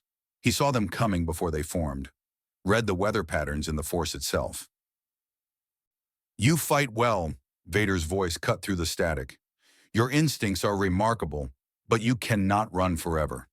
"Watch me," Peter gritted out, rolling through a gap between lightning strikes. "I have studied you, Spider-Man," Vader continued, his tone almost conversational despite the chaos. "Reviewed Lord Vader's reports. You refuse to kill. You cling to moral absolutes even when they endanger you. That weakness will destroy you. It's not weakness, Peter shot back. It's choice. I choose not to become a monster. You could make that choice too. Vader's laugh was mechanical and hollow. I made my choices long ago. They led me to power beyond your comprehension. They led you to a life support system and a master who treats you like a tool. Peter countered, surprising himself with his boldness. That's not power. That's slavery. The temperature in the comm channel dropped. Peter felt Vader's rage spike in the Force, a tsunami of dark side energy. You know nothing of my power, Vader snarled. The Sith Lord reached out through the Force and Peter felt it. Vader trying to grip his fighter, to crush it with telekinesis even while flying his own ship at supersonic speeds through hurricane force winds. Peter's spider sense screamed. He dove hard, using the planet's gravity and his force-enhanced reflexes to stay ahead of Vader's mental grip. It was like being chased by an invisible hand that could crush his ship like a tin can. All rebel ships have jumped to hyperspace. Luke's voice cut through the chaos. Peter, get out of there. Working on it, Peter yelled. He pulled up, breaking through the cloud layer into clear space. His X-Wing's engines were redlining, hull integrity at 60%. But he'd done it. He'd bought the fleet time to escape. Now he just needed to escape himself. Vader emerged from the atmosphere seconds later, his tie advanced completely undamaged. The Sith Lord had navigated the same lethal conditions without even scratching his paint. Impressive, Vader said. You have delayed me. The rebel fleet has escaped. But you have nowhere to run, Spider-Man. Your hyperdrive was damaged in the atmosphere. You cannot jump. Peter checked his systems. Vader was right. The hyperdrive was offline, maybe permanently. He was trapped in system with an entire Imperial fleet. His spider sense showed him the possibilities. All of them ended badly, except one. Sorry about this, Peter muttered. He aimed his fighter not at empty space, but at the nearest Star Destroyer. What are you doing? Vader demanded. Peter didn't answer. He pushed the throttle to maximum, burning straight toward the Star Destroyer's hangar bay at ramming speed. The Imperial ship's point defense guns opened fire, but his spider sense guided him through the barrage.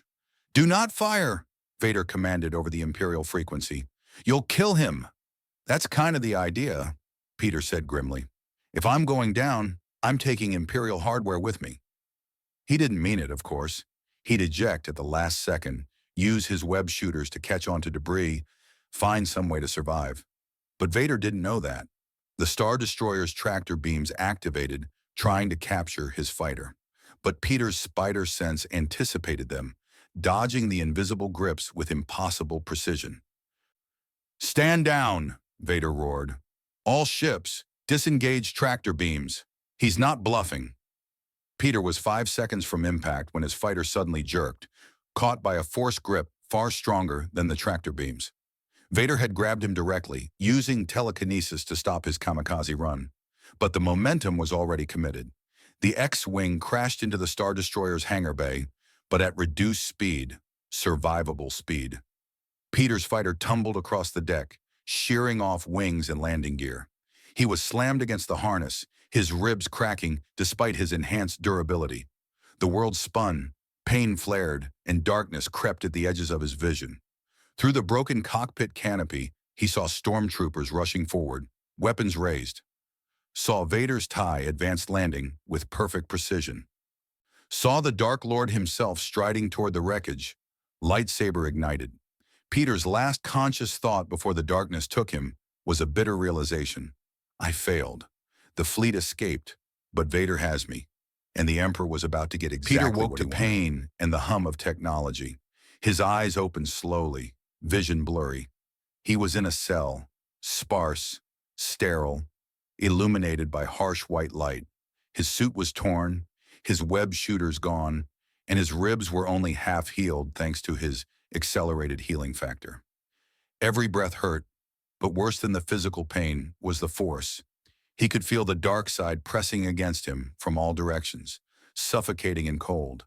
This entire ship was drowning in it. Good, you're awake. Peter's head snapped up. Darth Vader stood outside the cell's ray shield, his imposing silhouette filling the doorway. Where am I? Peter's voice was hoarse.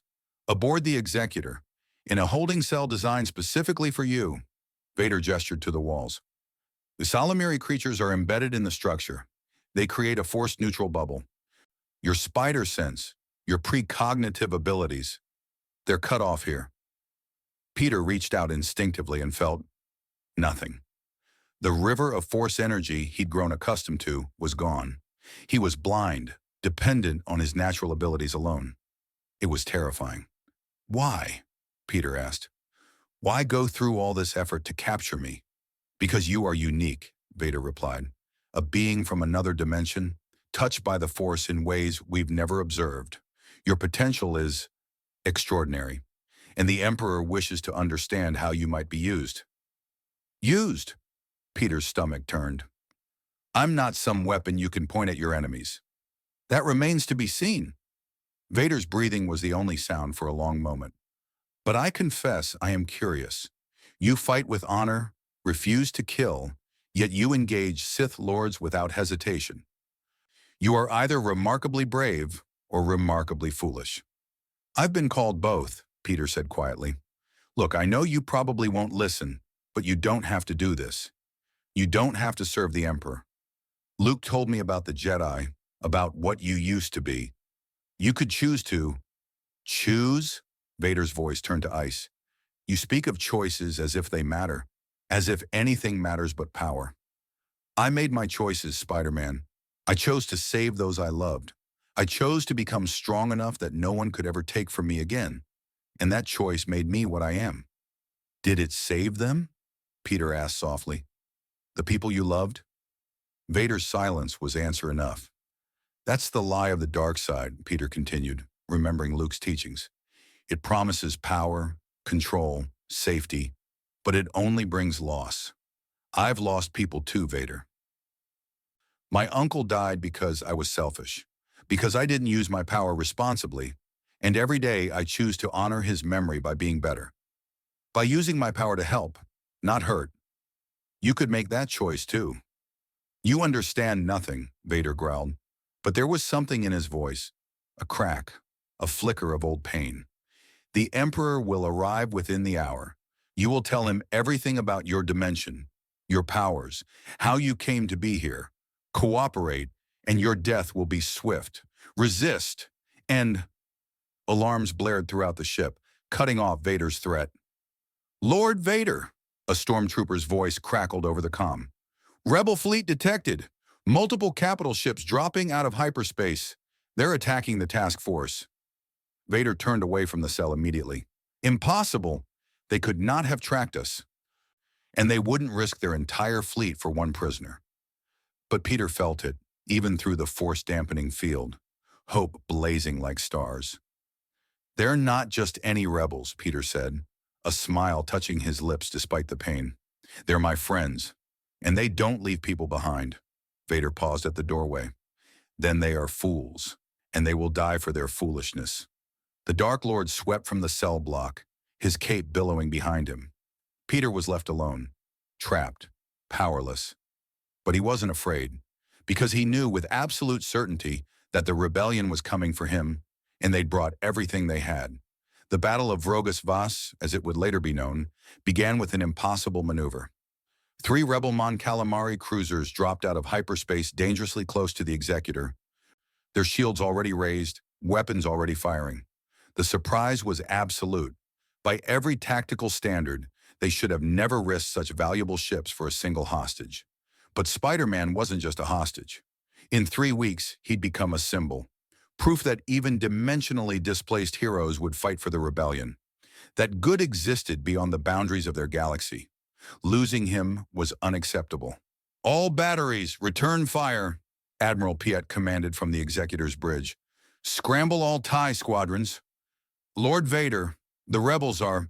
I know, Vader interrupted coldly. He stood at the viewport, watching the rebel ship's bold assault. Behind him, stormtroopers were rushing to battle stations, officers coordinating responses. They came for the Spider-Man. How? Admirable. On the lead rebel cruiser, the Defiance, Leia stood at the command console, her expression grim but determined. Status report, she demanded. The Executor is launching fighters, Admiral Akbar reported. Star destroyers are moving to intercept. We have perhaps 10 minutes before we're surrounded. Then we make those 10 minutes count. Luke, Han, are you in position? In the hangar bay of the Defiance, Luke Skywalker was climbing into his X-Wing while Han Solo performed last-minute checks on the Millennium Falcon. Ready as we'll ever be, Han replied. This plan is still insane for the record. Noted, Leia said dryly. Commence Operation Spider Rescue. May the Force be with us. In his cell, Peter felt the ship shudder as turbo-laser fire slammed into the Executor's shields. His enhanced hearing picked up distant explosions, the scream of TIE fighter engines launching, a rescue operation. They were actually trying to rescue him from Vader's flagship, from the heart of an Imperial fleet. It was the bravest, stupidest thing Peter had ever witnessed, and it filled him with a determination that burned brighter than any Force connection. He wasn't going to let them die for him. Peter examined his cell with enhanced senses. The ray shield was powerful, designed to hold Force users. The walls were reinforced durasteel.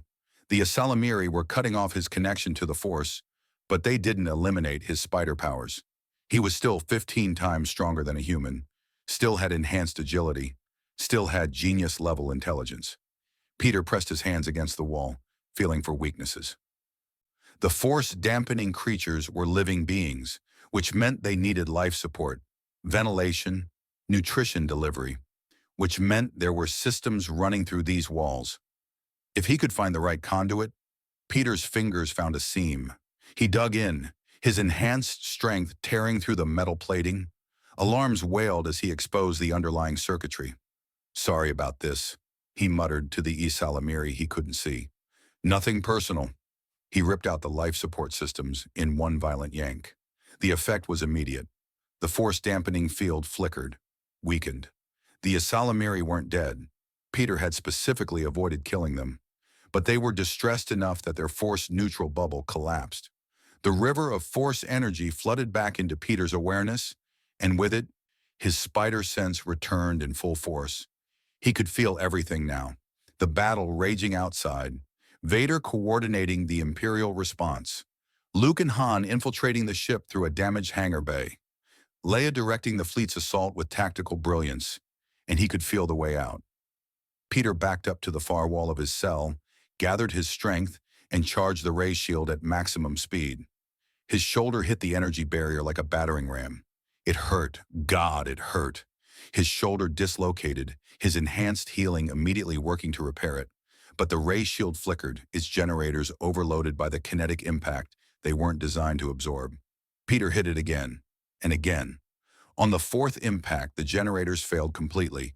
He stumbled out into the corridor, pain radiating through his body. Stormtroopers were already responding to the alarms, rounding the corner with blasters raised. Halt! Peter's spider sense painted their shots before they fired. He twisted, dodged, closed the distance with superhuman speed. 3 seconds later, the stormtroopers were webbed to the walls. Wait, no webbing. His web shooters were still confiscated. Peter improvised, using the stormtroopers' own weapons against them, stunning them with calculated precision. He'd never fired a blaster before, but his spider sense guided his aim, turning each shot into a perfect disabling hit. Sorry, he called out as he sprinted past the stunned troopers. Really sorry, but I've got places to be. His spider sense guided him through the Executor's corridors, avoiding Imperial patrols, finding maintenance shafts and service passages. He was looking for two things: his confiscated equipment and the hangar bay where Luke and Han were undoubtedly heading. He found his gear in a security lockup, his web shooters, his mask, everything carefully cataloged like evidence. Peter grabbed it all, pulling his mask back on with relief. Just having it on made him feel more like himself. Now for the hard part, escaping a Star Destroyer in the middle of a battle. Peter's spider sense suddenly screamed a warning so intense he threw himself flat. A crimson lightsaber blade carved through the wall where he'd been standing, and Darth Vader stepped through the hole like an avatar of death itself. Did you truly believe escape was that simple? Vader's mechanical breathing filled the corridor. I felt the moment you broke containment. I have been waiting for you. Yeah, I'm getting that impression, Peter muttered, backing away. Without the force-dampening field, his spider sense was working overtime, but it was painting a grim picture. Vader had him cornered in a dead-end corridor with no easy escape routes. Your friends are dying for you, Vader continued, advancing slowly. Even now, their ships burn. Their pilots scream, all because they foolishly believed they could save you from me. They're not dying for me, Peter shot back. They're fighting because it's right, because that's what the rebellion does. We don't abandon people. It's a concept you might have understood once, before you let fear turn you into a monster. Vader's grip tightened on his lightsaber. You dare! Yeah, I dare! Peter's voice rose, anger and frustration boiling over. You talk about power and the dark side like they're inevitable, but they're not. Every moment, every choice, you could decide to be better. You could help us instead of hunting us. You could honor whoever you used to be instead of serving an evil empire. I am more powerful than you can possibly imagine, Vader growled. And yet you're a slave, Peter said quietly. The Emperor owns you, controls you. You're just a weapon he points at his enemies. That's not power, Vader. That's the saddest thing I've ever seen. For a moment, just a microsecond, Peter felt something in the Force, a flicker of conflict, of old pain resurfacing. The man Vader used to be, buried deep beneath the machinery in the dark side, reaching for the light. Then it was gone, crushed under decades of hate and self-loathing. Enough words, Vader said. You will return to your cell, or I will drag your unconscious body there myself.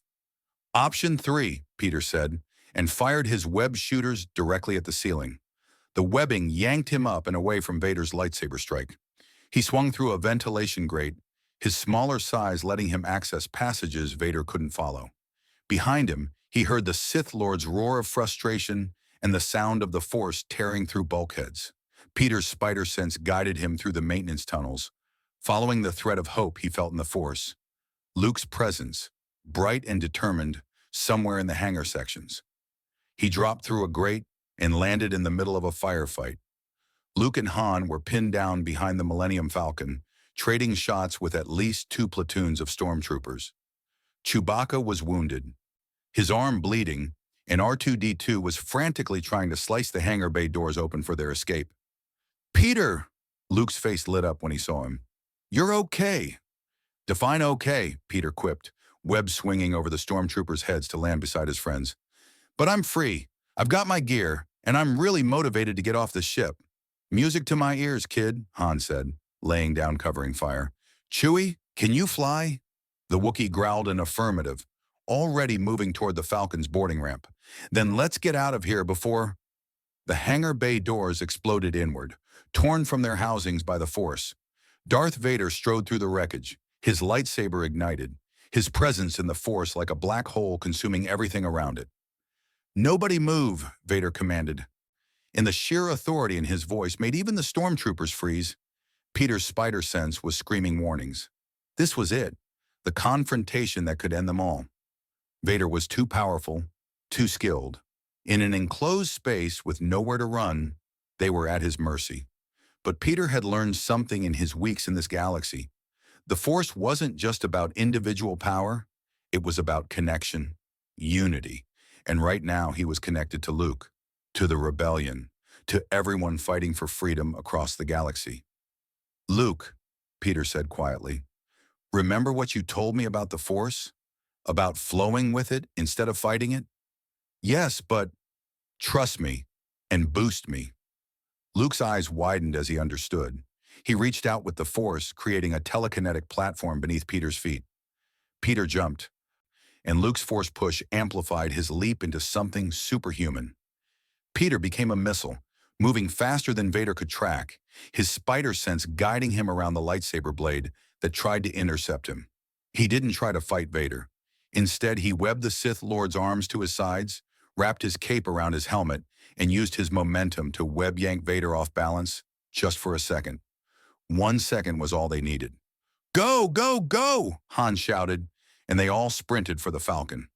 Vader tore through Peter's webbing with casual ease, but those precious seconds had given them the head start they needed. The Falcon's engines roared to life, and the freighter shot out of the hangar bay even as Vader's force grip tried to hold it back. "Punch it, Chewie!" Han yelled. The Falcon accelerated, weaving through the Imperial fleet with the kind of reckless piloting that had made Han Solo a legend. TIE fighters swarmed them. Turbo laser fire filled the space around them. But Han's skill and the Falcon's modified engines kept them alive. Peter was thrown around the cockpit as the ship bucked and rolled, his spider sense helping him predict the impacts. Through the viewport, he could see the full scope of the battle. The Rebel fleet was taking heavy losses, but they were holding their ground. Every Rebel ship was coordinating perfectly, their tactics designed not to win, but to buy time for the Falcon to escape. They were sacrificing themselves for him. "We can't leave them," Peter said urgently. "The fleet already has the retreat order." Leia's voice crackled over the comm. "All ships jump to hyperspace. Mission accomplished. We got our Spider-Man back." One by one, the Rebel ships began jumping to hyperspace. The Defiance was the last to go, its shields nearly depleted, its hull scorched from turbo laser impacts. But it escaped. They all escaped. "Coordinates locked," Han announced. "Ready to jump." "Wait," Luke said suddenly, his hand on Han's shoulder. "Peter, feel the force. What's happening out there?" Peter reached out, his spider sense merging with force awareness. He felt the Imperial fleet, felt Vader's cold fury, felt a massive distortion. Something wrong. Something catastrophic. "The Executor," Peter breathed. "One of the Rebel ships. Their hyperdrive is damaged. They're not jumping away. They're jumping through." The damaged Rebel cruiser appeared on their view screen, its trajectory completely wrong. It had tried to jump to hyperspace, but instead had jumped through real space, teleporting directly into the Executor's path. The impact was cataclysmic. The cruiser hit the Star Destroyer's superstructure at relativistic speeds. The explosion lit up the void like a newborn star. Secondary explosions rippled across the Executor's hull as systems overloaded and ammunition stores detonated. "Vader!" Luke gasped, feeling the Sith Lord's presence in the Force wink out. Not dead, but distant, separated, drowning in chaos. "They're dead," Peter whispered, staring at the inferno. "The crew of that cruiser, they died crashing into the Executor." "They saved us." Leia's voice was quiet over the comm. "Captain Antilles and his crew. They realized their hyperdrive was malfunctioning and made a choice. They chose to die fighting instead of being captured." The sacrifice hung heavy in the cockpit. These weren't nameless soldiers.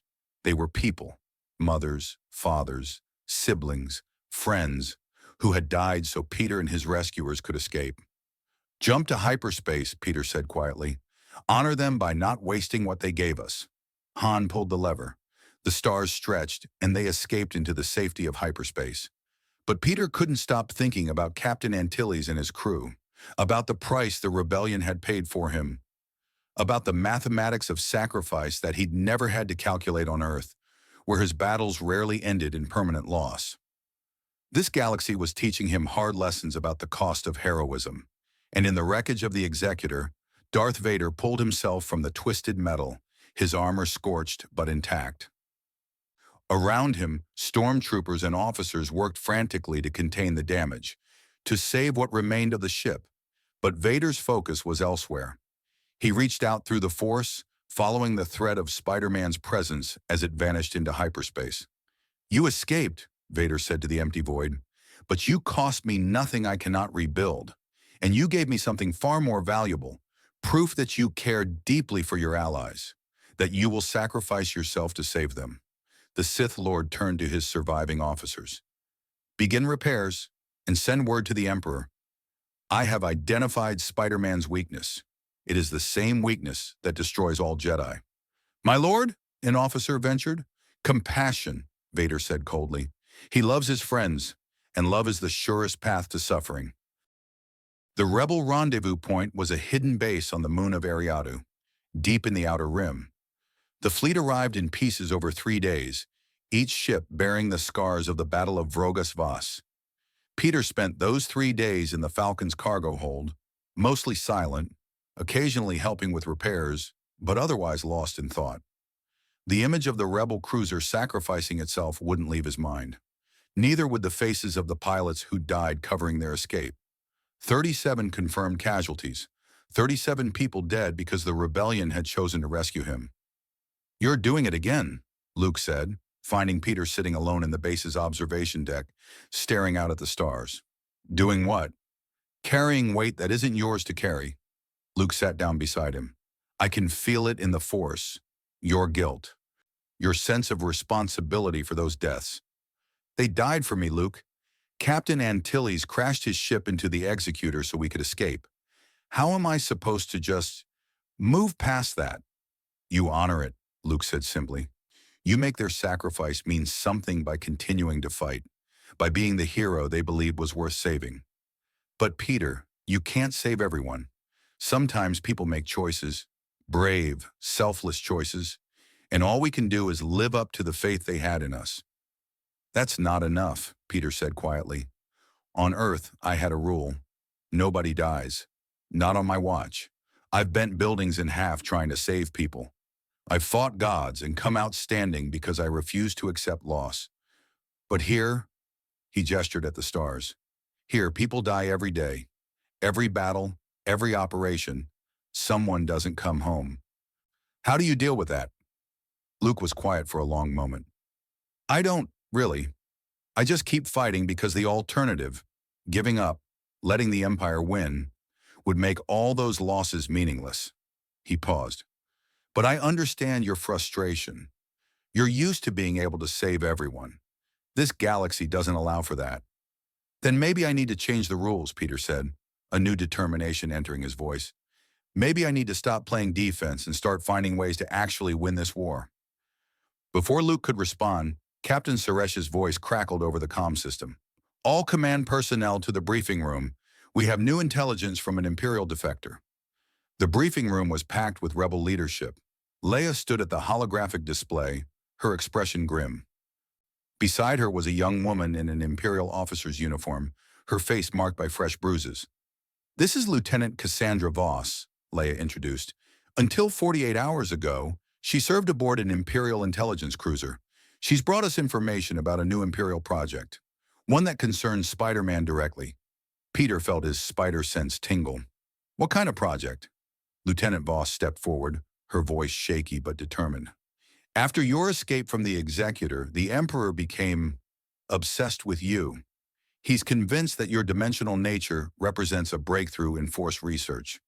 He's ordered the creation of Project Arachnid, a program to weaponize dimensional rifts." The room went deathly silent. "Weaponize them how?" General Dodonna demanded. "The Emperor believes that if he can replicate the conditions that brought Spider-Man to our galaxy, he can open controlled rifts to other dimensions.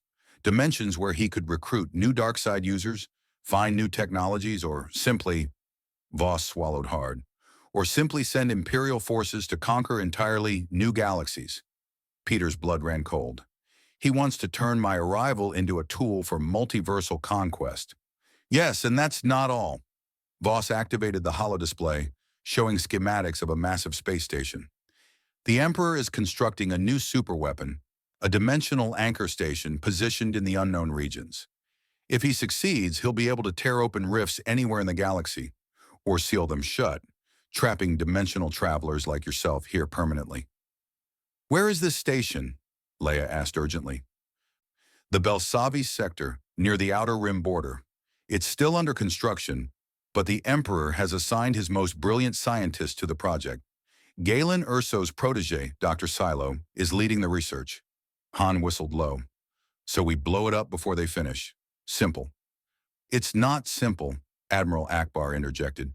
"The station is protected by an entire fleet, 3-star destroyers, dozens of support vessels, and a garrison of at least 10,000 troops. A direct assault would be suicide."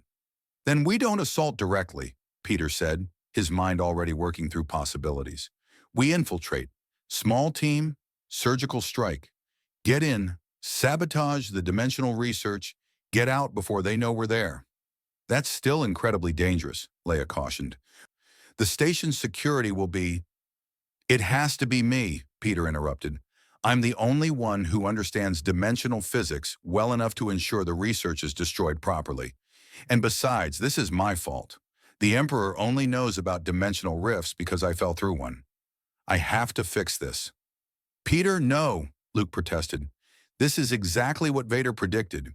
You sacrificing yourself out of guilt." "It's not about guilt," Peter said firmly. "It's about responsibility. If the Empire opens dimensional rifts and starts conquering other universes, how many billions will die? How many galaxies will fall? I can't let that happen." The room erupted in debate. Some supported Peter's plan, others argued it was too risky, and a few suggested alternate strategies. But Peter's mind was made up. Finally, Leia raised a hand for silence. "We vote. Those in favor of authorizing an infiltration mission to the Dimensional Anchor Station?" Slowly, hands rose around the table. Luke's was one of the last, raised reluctantly but without hesitation. "The motion carries," Leia said. "We'll need 3 days to prepare.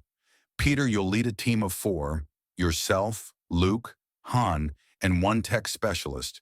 Your objective is to infiltrate the station, destroy the dimensional research, and escape before the Empire realizes what's happened." 3 days, Peter repeated. "That's not much time." "It's all we have," Leia said grimly. "The Emperor is accelerating the project. According to Lieutenant Voss, they're planning a test rift in 5 days. If that succeeds—" She didn't need to finish the sentence. The next 3 days were the most intense of Peter's life. He trained with Luke, refining his force abilities to the point where he could maintain a basic stealth field, not invisibility, but a force technique that made people's attention slide away from him. He practiced with his upgraded web shooters, developing new formulas for different situations: electromagnetic webbing to disable technology, thermal-resistant webbing for lightsaber defense, adhesive so strong it could hold a starship in place. He also spent hours in the Rebellion's archives, studying dimensional theory and comparing it to the physics he knew from Earth. The convergence was fascinating. This galaxy's understanding of hyperspace shared surprising similarities with quantum tunneling theories. If he could apply what he knew to what they had discovered. On the 3rd night, Peter found himself unable to sleep. He stood in the base's hangar bay, watching mechanics work on the stealth shuttle they'd be using for the mission. "Can't sleep either," Han's voice came from behind him. Peter turned to see the smuggler approaching, 2 cups of caf in hand. Han offered one to Peter, who accepted gratefully. "Just thinking about the mission," Peter admitted. "About what happens if we fail." "Then we don't fail," Han said simply. "Look, kid, I've been on a lot of desperate missions, fought impossible odds. And you know what I've learned? Sometimes the galaxy needs people stupid enough to try anyway. That's either very inspiring or very depressing. Little of both." Han took a sip of his caf. "But here's the thing. You're not alone in this. You've got Luke, who's probably the best Force user the Rebellion has. You've got me, who's the best pilot in the galaxy. Don't let anyone tell you different. And you've got Leia, who believes in you enough to risk this entire operation on your success." "No pressure," Peter muttered. "Hey, you're the one who fights Sith Lords and walks away. You'll figure it out." Han clapped him on the shoulder. "Just try not to get killed. Chewie started to like you, and he gets cranky when friends die." The mission launched at dawn. Their stealth shuttle, a prototype that the Rebellion had been saving for a critical operation, was equipped with sensor-dampening technology that would make them nearly invisible to Imperial scanners. Nearly, but not completely. They'd have one shot at this. Peter sat in the passenger compartment, running through the plan in his mind. Luke was meditating across from him, while Han piloted with the calm confidence of someone who'd flown through worse. Their 4th team member, a Twi'lek tech specialist named Numa, was reviewing the station's schematics one last time. "We'll dock at Maintenance Port 7, Numa explained, highlighting a section of the holographic blueprint. "It's the least monitored entry point. From there, we have a 12-minute window before the next security patrol. 12 minutes to reach the research level, plant the charges, and escape," Luke summarized. "It's tight." "It's impossible," Peter corrected, "which means it's right in my wheelhouse." They dropped out of hyperspace in the Belsavi sector, and Peter's first view of the dimensional anchor station took his breath away. It was massive, easily 5 kilometers in diameter, a sphere of imperial architecture that bristled with weapons and sensor arrays. Around it, the three Star Destroyers stood guard like ancient sentinels. They really don't want anyone interfering, Han muttered, weaving the shuttle through the defensive perimeter, using a stolen Imperial transponder code. Security's tight even for the Empire. Peter's spider sense was tingling constantly, warning of dangers everywhere. But it wasn't showing him certain death, just probable death. There was a path forward, narrow, treacherous, but possible. "I've got the entry port," Han announced. "Docking in 90 seconds. Everyone ready?" They donned stolen Imperial uniforms. Peter's fitted surprisingly well, though he kept his web shooters hidden beneath the sleeves. Luke had reluctantly left his lightsaber behind, relying on a blaster pistol for the infiltration. The goal was to look like any other Imperial personnel. The shuttle docked with barely a shudder. Han stayed aboard to keep the engines warm while Peter, Luke, and Pneuma stepped into the station. The interior was sterile, cold, humming with the energy of thousands of interconnected systems. Stormtroopers patrolled in pairs, officers moved with purpose, and everywhere Peter felt the oppressive weight of the dark side. This station was being built for evil purposes, and the Force itself seemed to recoil from it. "Stay calm," Luke whispered as they walked through corridors, heading for the research level. "Project Confidence. Imperial officers don't sneak. They stride like they own the place." Peter tried to channel his best Tony Stark impression, arrogant, assured, untouchable. It must have worked, because they passed 3 checkpoints without being stopped. But his spider sense was growing more intense. Something was wrong. They reached the research level, and Pneuma sliced the security door with practiced ease. Inside, the dimensional laboratory was a marvel of terrible science. Massive energy collectors surrounded a central chamber where reality itself seemed thin, wavering like heat distortion. And standing in the center of it all, examining readouts on a datapad, was a figure Peter recognized from Lieutenant Voss's description, Dr. Silo, the scientist leading Project Arachnid. "Intruders," Silo said calmly, not even looking up from his work. "I've been expecting you." The doors slammed shut behind them, magnetic locks engaging. Stormtroopers emerged from hidden alcoves, weapons raised. And through a side entrance an Inquisitor Peter hadn't seen before strode into the room, lightsaber already ignited. They'd walked into a trap. "Did you truly believe the Emperor wouldn't anticipate a rescue attempt?" Silo asked, finally looking at them. His cybernetic enhancements gleamed in the harsh light. "Spider-Man's compassion is his weakness. We knew you'd come to stop our research. We were counting on it." Peter's spider sense was screaming. But it wasn't just warning him of danger, it was showing him something else. The dimensional chamber, the energy readings, the way reality warped around the station's core. They weren't building a weapon to open rifts. They'd already opened one. "Luke," Peter said urgently, "this isn't a research station, it's a beacon. They're calling something through." The dimensional chamber flared with blinding light. Reality tore open, and through the rift, Peter saw home. He saw New York, his dimension, his universe. And stepping through the tear in reality, drawn by the Empire's beacon, came something Peter had hoped never to see again in any dimension. A symbiote. The black, writhing mass of alien biology that had once bonded with him, that had nearly consumed him with rage and power.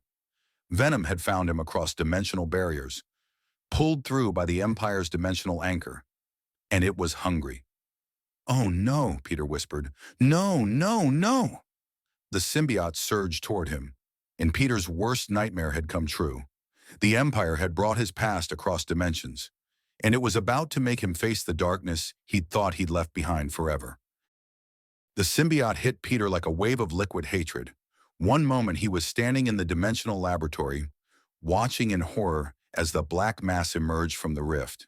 The next it was on him, covering his body, seeping through the gaps in his stolen Imperial uniform, trying to bond with him the way it had years ago. "Get off!" Peter screamed, his spider sense exploding with warnings as the symbiote's consciousness touched his mind. It remembered him, craved him, wanted to complete the bond that Peter had violently rejected back on Earth. "Fascinating," Dr. Silo murmured, observing the struggle with scientific detachment. The entity recognizes you. It has crossed dimensional barriers specifically to find its host.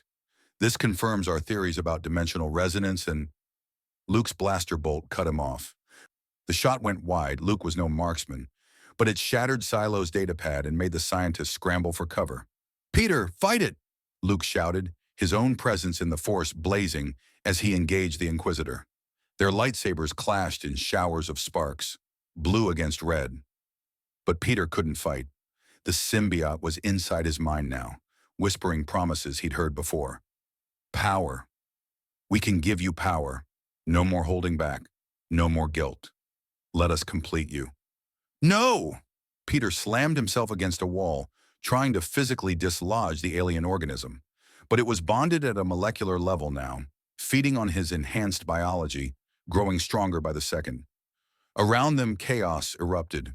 Numa was pinned down by stormtrooper fire, her blaster offering minimal defense. Luke was barely holding his own against the Inquisitor, his limited training showing against the Darkseid Master's experience. And through it all, the dimensional rift pulsed with unstable energy, reality itself straining at its boundaries. The symbiote covered Peter's face, forming a mask that was a twisted mirror of his Spider-Man cowl, all black, with white eye lenses that seemed to stare into souls. His web shooters triggered automatically, firing symbiote-infused webbing that was stronger, deadlier, corrupted. Yes, the symbiote hissed in his mind. Show them what we can do together. Show them real power. Peter's body moved without his conscious control, leaping at the nearest stormtrooper with savage efficiency. His fist, enhanced by both spider powers and symbiote strength, caved in the trooper's armor with a single blow that would have killed if not for the energy shielding. "Peter, no!" Luke's voice was distant, muffled by the symbiote's influence. "Don't let it control you." But it felt so good. The symbiote was offering everything Peter usually held back. His full strength, his complete potential, unlimited by moral restraints. He could save Luke, save Numa, destroy this station, and eliminate the Imperial threat all in one vengeful purge. The dark side whispered approval, resonating with the symbiote's corruption. Peter felt himself standing at a crossroads. One path led to easy power, to becoming something unstoppable but inhuman. The other path, Uncle Ben's voice cut through the darkness. With great power comes great responsibility. Peter screamed, not with his voice but with his mind, with his soul, with every ounce of willpower he possessed. He reached deep into his connection to the Force, not the dark side's tempting whispers, but the light side's steady certainty, and grasped something the symbiote couldn't understand: hope. The Force flowed through Peter, but not as a weapon, as life itself, as connection, compassion, the fundamental energy that bound all living things. And the symbiote, creature of hunger and isolation that it was, recoiled from that pure expression of light. Peter's hands clawed at his face, tearing the symbiote mask away even as it fought to maintain its hold. His spider sense, amplified by Force sensitivity, showed him the alien's vulnerabilities. It hated certain frequencies, couldn't stand specific types of energy, and the dimensional rift was right there, pulsing with exotic radiation. Peter ran, not away from the danger, but toward it. The symbiote screamed in his mind, realizing his intent too late. He dove into the rift's energy field, letting the dimensional distortion wash over him. It felt like being pulled through reality itself again. Every molecule stretched and compressed, every nerve ending on fire. But the symbiote had it worse. The dimensional energy disrupted its molecular bonds, severed its connection to Peter's biology. The black mass separated from him, writhing in the unstable field. Peter pulled himself out, gasping, free. "Seal the rift," he shouted to Numa. "Now before—" The symbiote surged back through the dimensional tear, retreating to Peter's home universe. But in its wake, the rift destabilized further. The entire laboratory shook as reality threatened to tear itself apart. "The anchor's overloading," Silo shouted, his scientific fascination giving way to genuine fear. "If the rift collapses improperly, it'll create a cascading dimensional failure. It could tear this entire sector apart." Luke had driven the Inquisitor back, his lightsaber skills improving with every desperate parry. "Peter, what do we do?" Peter's mind raced, applying Earth physics to alien technology. The dimensional anchor was using gravitational manipulation to hold the rift open, similar in principle to how black holes warp space-time. If they could reverse the polarity, redirect the energy flow. "I need to get to the core controls," Peter said, web swinging toward the central console, even as the station shuddered around them. His hands flew over the alien interface, his spider sense guiding him when logic couldn't. "You'll kill us all," Silo protested. "I'm saving us all," Peter corrected, his fingers dancing across the controls. "By closing this rift properly and making sure your empire can never open another one." He found it, the core programming, the equations that governed dimensional manipulation. And with a few keystrokes, guided by his understanding of quantum mechanics and his force-enhanced intuition, Peter rewrote the fundamental parameters. The dimensional anchor didn't just close the rift. It collapsed the technology that had opened it, creating a localized quantum seal that would prevent dimensional rifts from forming in this region of space for centuries. The rift snapped shut with a thunderclap that resonated across dimensions. The laboratory went dark as primary power failed. Emergency lights flickered on, revealing a scene of devastation, damaged equipment, unconscious stormtroopers, and at the center of it all, Peter Parker, standing over a console that was now nothing more than melted slag. "Mission accomplished," Peter said weakly, then collapsed. He woke in the Millennium Falcon's medbay, his body aching but alive. Luke sat beside him, relief evident on his face. "You did it," Luke said simply. "The station's dimensional research is destroyed. The rift is permanently sealed, and we all got out alive." "The symbiote?" Peter asked hoarsely. "Back in your dimension, as far as we can tell, and unable to return, thanks to your quantum seal." Luke's expression grew serious. "Peter, I felt what happened in there. You were bonding with that creature, and the dark side was feeding on your connection. But you broke free using the light side. Do you understand what that means? That I'm incredibly stubborn? That you've truly become a Force user," Luke corrected with a smile. "Not a Jedi. You're something different, something new. But you've found your balance, your way of using the Force that honors both your powers and your principles." Over the next days, as the rebellion celebrated their victory, Peter learned the full scope of what they'd accomplished. Dr. Kalo had been captured, along with critical Imperial research that would help the rebellion understand and counter future dimensional experiments. The dimensional anchor station had been evacuated and destroyed, its explosion taking one of the 3-star destroyers with it. And perhaps, most importantly, Peter had proven something, that a hero from another dimension could make a real difference in this galaxy's war. Leia found him in the observation deck, watching hyperspace flow past. "I wanted to thank you," she said, "not just for the mission, but for staying, for choosing to fight when you could have looked for a way home." "I did find a way home," Peter admitted. "When that rift opened, I could have jumped through, gone back to my dimension, left this war behind." "Why didn't you?" Peter thought about Uncle Ben, about responsibility, about the faces of every rebel soldier who'd risked their lives in the past weeks. "Because this fight matters. These people matter. And maybe I was sent here for a reason, not by the Force, but by whatever cosmic randomness governs the multiverse. Either way, I can't walk away from people who need help. Even though it might mean never going home?" "Even then," Peter said firmly. "Besides, you guys have grown on me. Han's terrible jokes, Luke's earnest optimism, your tactical brilliance. This is starting to feel like a team, like family." Leia smiled. "The rebellion is a family, and you're part of it now, Spider-Man, for however long you stay." 3 months later, the legend of Spider-Man had spread across the galaxy. Rebel cells whispered about the masked hero who could dodge blaster fire and climb walls. Imperial officers reported encounters with a Force user who fought without killing, who wrapped enemies in strange adhesive webs and disappeared before reinforcements arrived. And in the shadows, resistance movements on occupied worlds began painting spider symbols on walls, a sign that hope still lived, that heroes could come from anywhere, even other dimensions. Peter had fully integrated into the rebellion.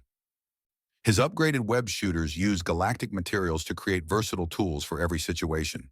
His force abilities had grown under Luke's tutelage, developing into a unique style that merged Jedi principles with spider-powered instincts. And his tactical mind had helped the rebellion win victories that would have been impossible weeks before. But the Empire hadn't forgotten him. Vader continued his hunt, more determined than ever. The Emperor's interest had only grown, and across the galaxy, Imperial propaganda painted Spider-Man as a dangerous terrorist, a dimensional threat that needed to be eliminated.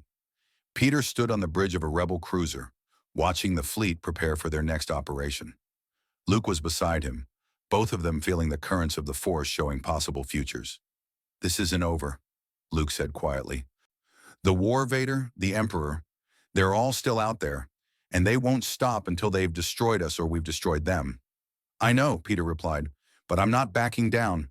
I've faced down supervillains, alien invasions, and my own worst nightmares. If the Empire thinks I'm going to quit just because the odds are impossible, they don't know Peter Parker very well. The Empire will learn," Luke said with certainty. "They'll learn what the rebellion already knows. That hope can come from unexpected places, that heroes exist in every dimension, and that sometimes a friendly neighborhood Spider-Man is exactly what the galaxy needs." As their ship jumped to hyperspace, heading toward Turan S continued their next mission, Peter felt the Force flowing around him, not as a foreign energy anymore, but as a part of who he was. He'd been transformed by this galaxy, shaped by its conflicts, strengthened by its challenges. He thought about New York, about Aunt May and his friends, about the life he'd left behind. He hoped they were okay, hoped they weren't worried, and someday, maybe he'd find a way back. But not yet, not while people were suffering, not while the Empire's tyranny continued, not while the rebellion needed every hero it could find. Peter Parker had come to this galaxy by accident, a spider caught in a web of dimensional chaos. But he was staying by choice, because with great power comes great responsibility, and that truth was universal. The legend of Spider-Man's arrival in the Star Wars galaxy during the rebellion became one of the conflict's defining moments. In the months and years that followed, his presence would catalyze changes that rippled across the entire Galactic Civil War. His refusal to kill, even in desperate circumstances, inspired a generation of rebel fighters to seek non-lethal solutions when possible, reducing civilian casualties and winning hearts and minds the Empire could never claim. His scientific genius led to technological innovations that helped level the playing field against Imperial superiority. And his unique connection to the Force, neither Jedi nor Sith, but something entirely new, opened possibilities for Force users that the galaxy had never imagined. Luke Skywalker would later credit Spider-Man with teaching him that the Force wasn't about following ancient orders or rigid doctrine. It was about finding your own path, your own balance between power and responsibility. That lesson would shape Luke's approach to rebuilding the Jedi Order in ways that honored the past while embracing the future. Darth Vader's obsession with capturing Spider-Man would lead the Dark Lord into increasingly desperate situations, gradually exposing the conflict between his dark side corruption and the remnants of Anakin Skywalker buried deep within. Some historians would argue that Peter Parker's earnest attempts to appeal to Vader's humanity planted seeds that would eventually lead to the Sith Lord's redemption, and Emperor Palpatine's failure to weaponize dimensional rifts marked one of the first major setbacks in his seemingly unstoppable consolidation of power. Project Arachnid's destruction proved that even the Emperor's vast resources and dark side mastery had limits, a realization that emboldened rebel leadership to take bolder actions. But perhaps most importantly, Spider-Man became a symbol of something the galaxy desperately needed: proof that heroism transcends boundaries, that someone from an entirely different dimension, with no stake in their ancient conflicts, would choose to stay and fight simply because it was right. In cantinas and safe houses, in rebel cells and resistance movements across the Outer Rim, people would tell stories about the hero who could climb walls and spin webs, who fought Sith Lords and survived, who proved that one person with extraordinary abilities and an extraordinary heart could change the course of history. The war was far from over. Vader still hunted. The Emperor still schemed. The Empire still commanded vast armies and weapons of mass destruction. But the rebellion had something new. A friendly neighborhood Spider-Man who decided their neighborhood was worth defending. And in a galaxy far, far away, that made all the difference. The web had been cast. The spider had chosen his hunting ground.